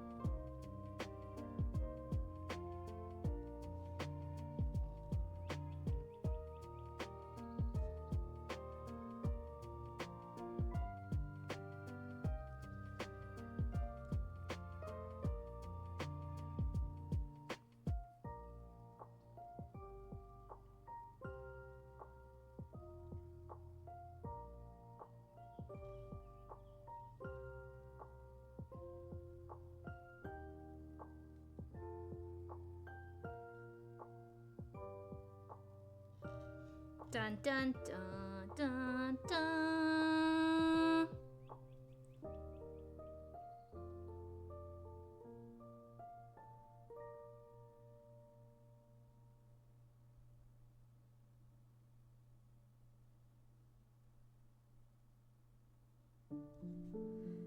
Ah!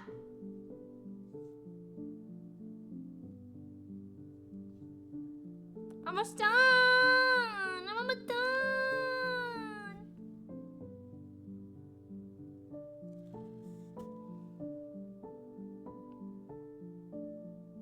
Almost done with this cherry. Not the whole fucking painting. Wonder how many hours so it took me 2 hours to do this. Another what, hour to do this part? So we're already 3 hours into the painting? Oh my. It's GG's. I'm just painting this whole thing this color. I can't see a number. Sometimes I'd be making shit up. Sometimes I'd be making up the colors. I can't lie. Sometimes it's a little made up.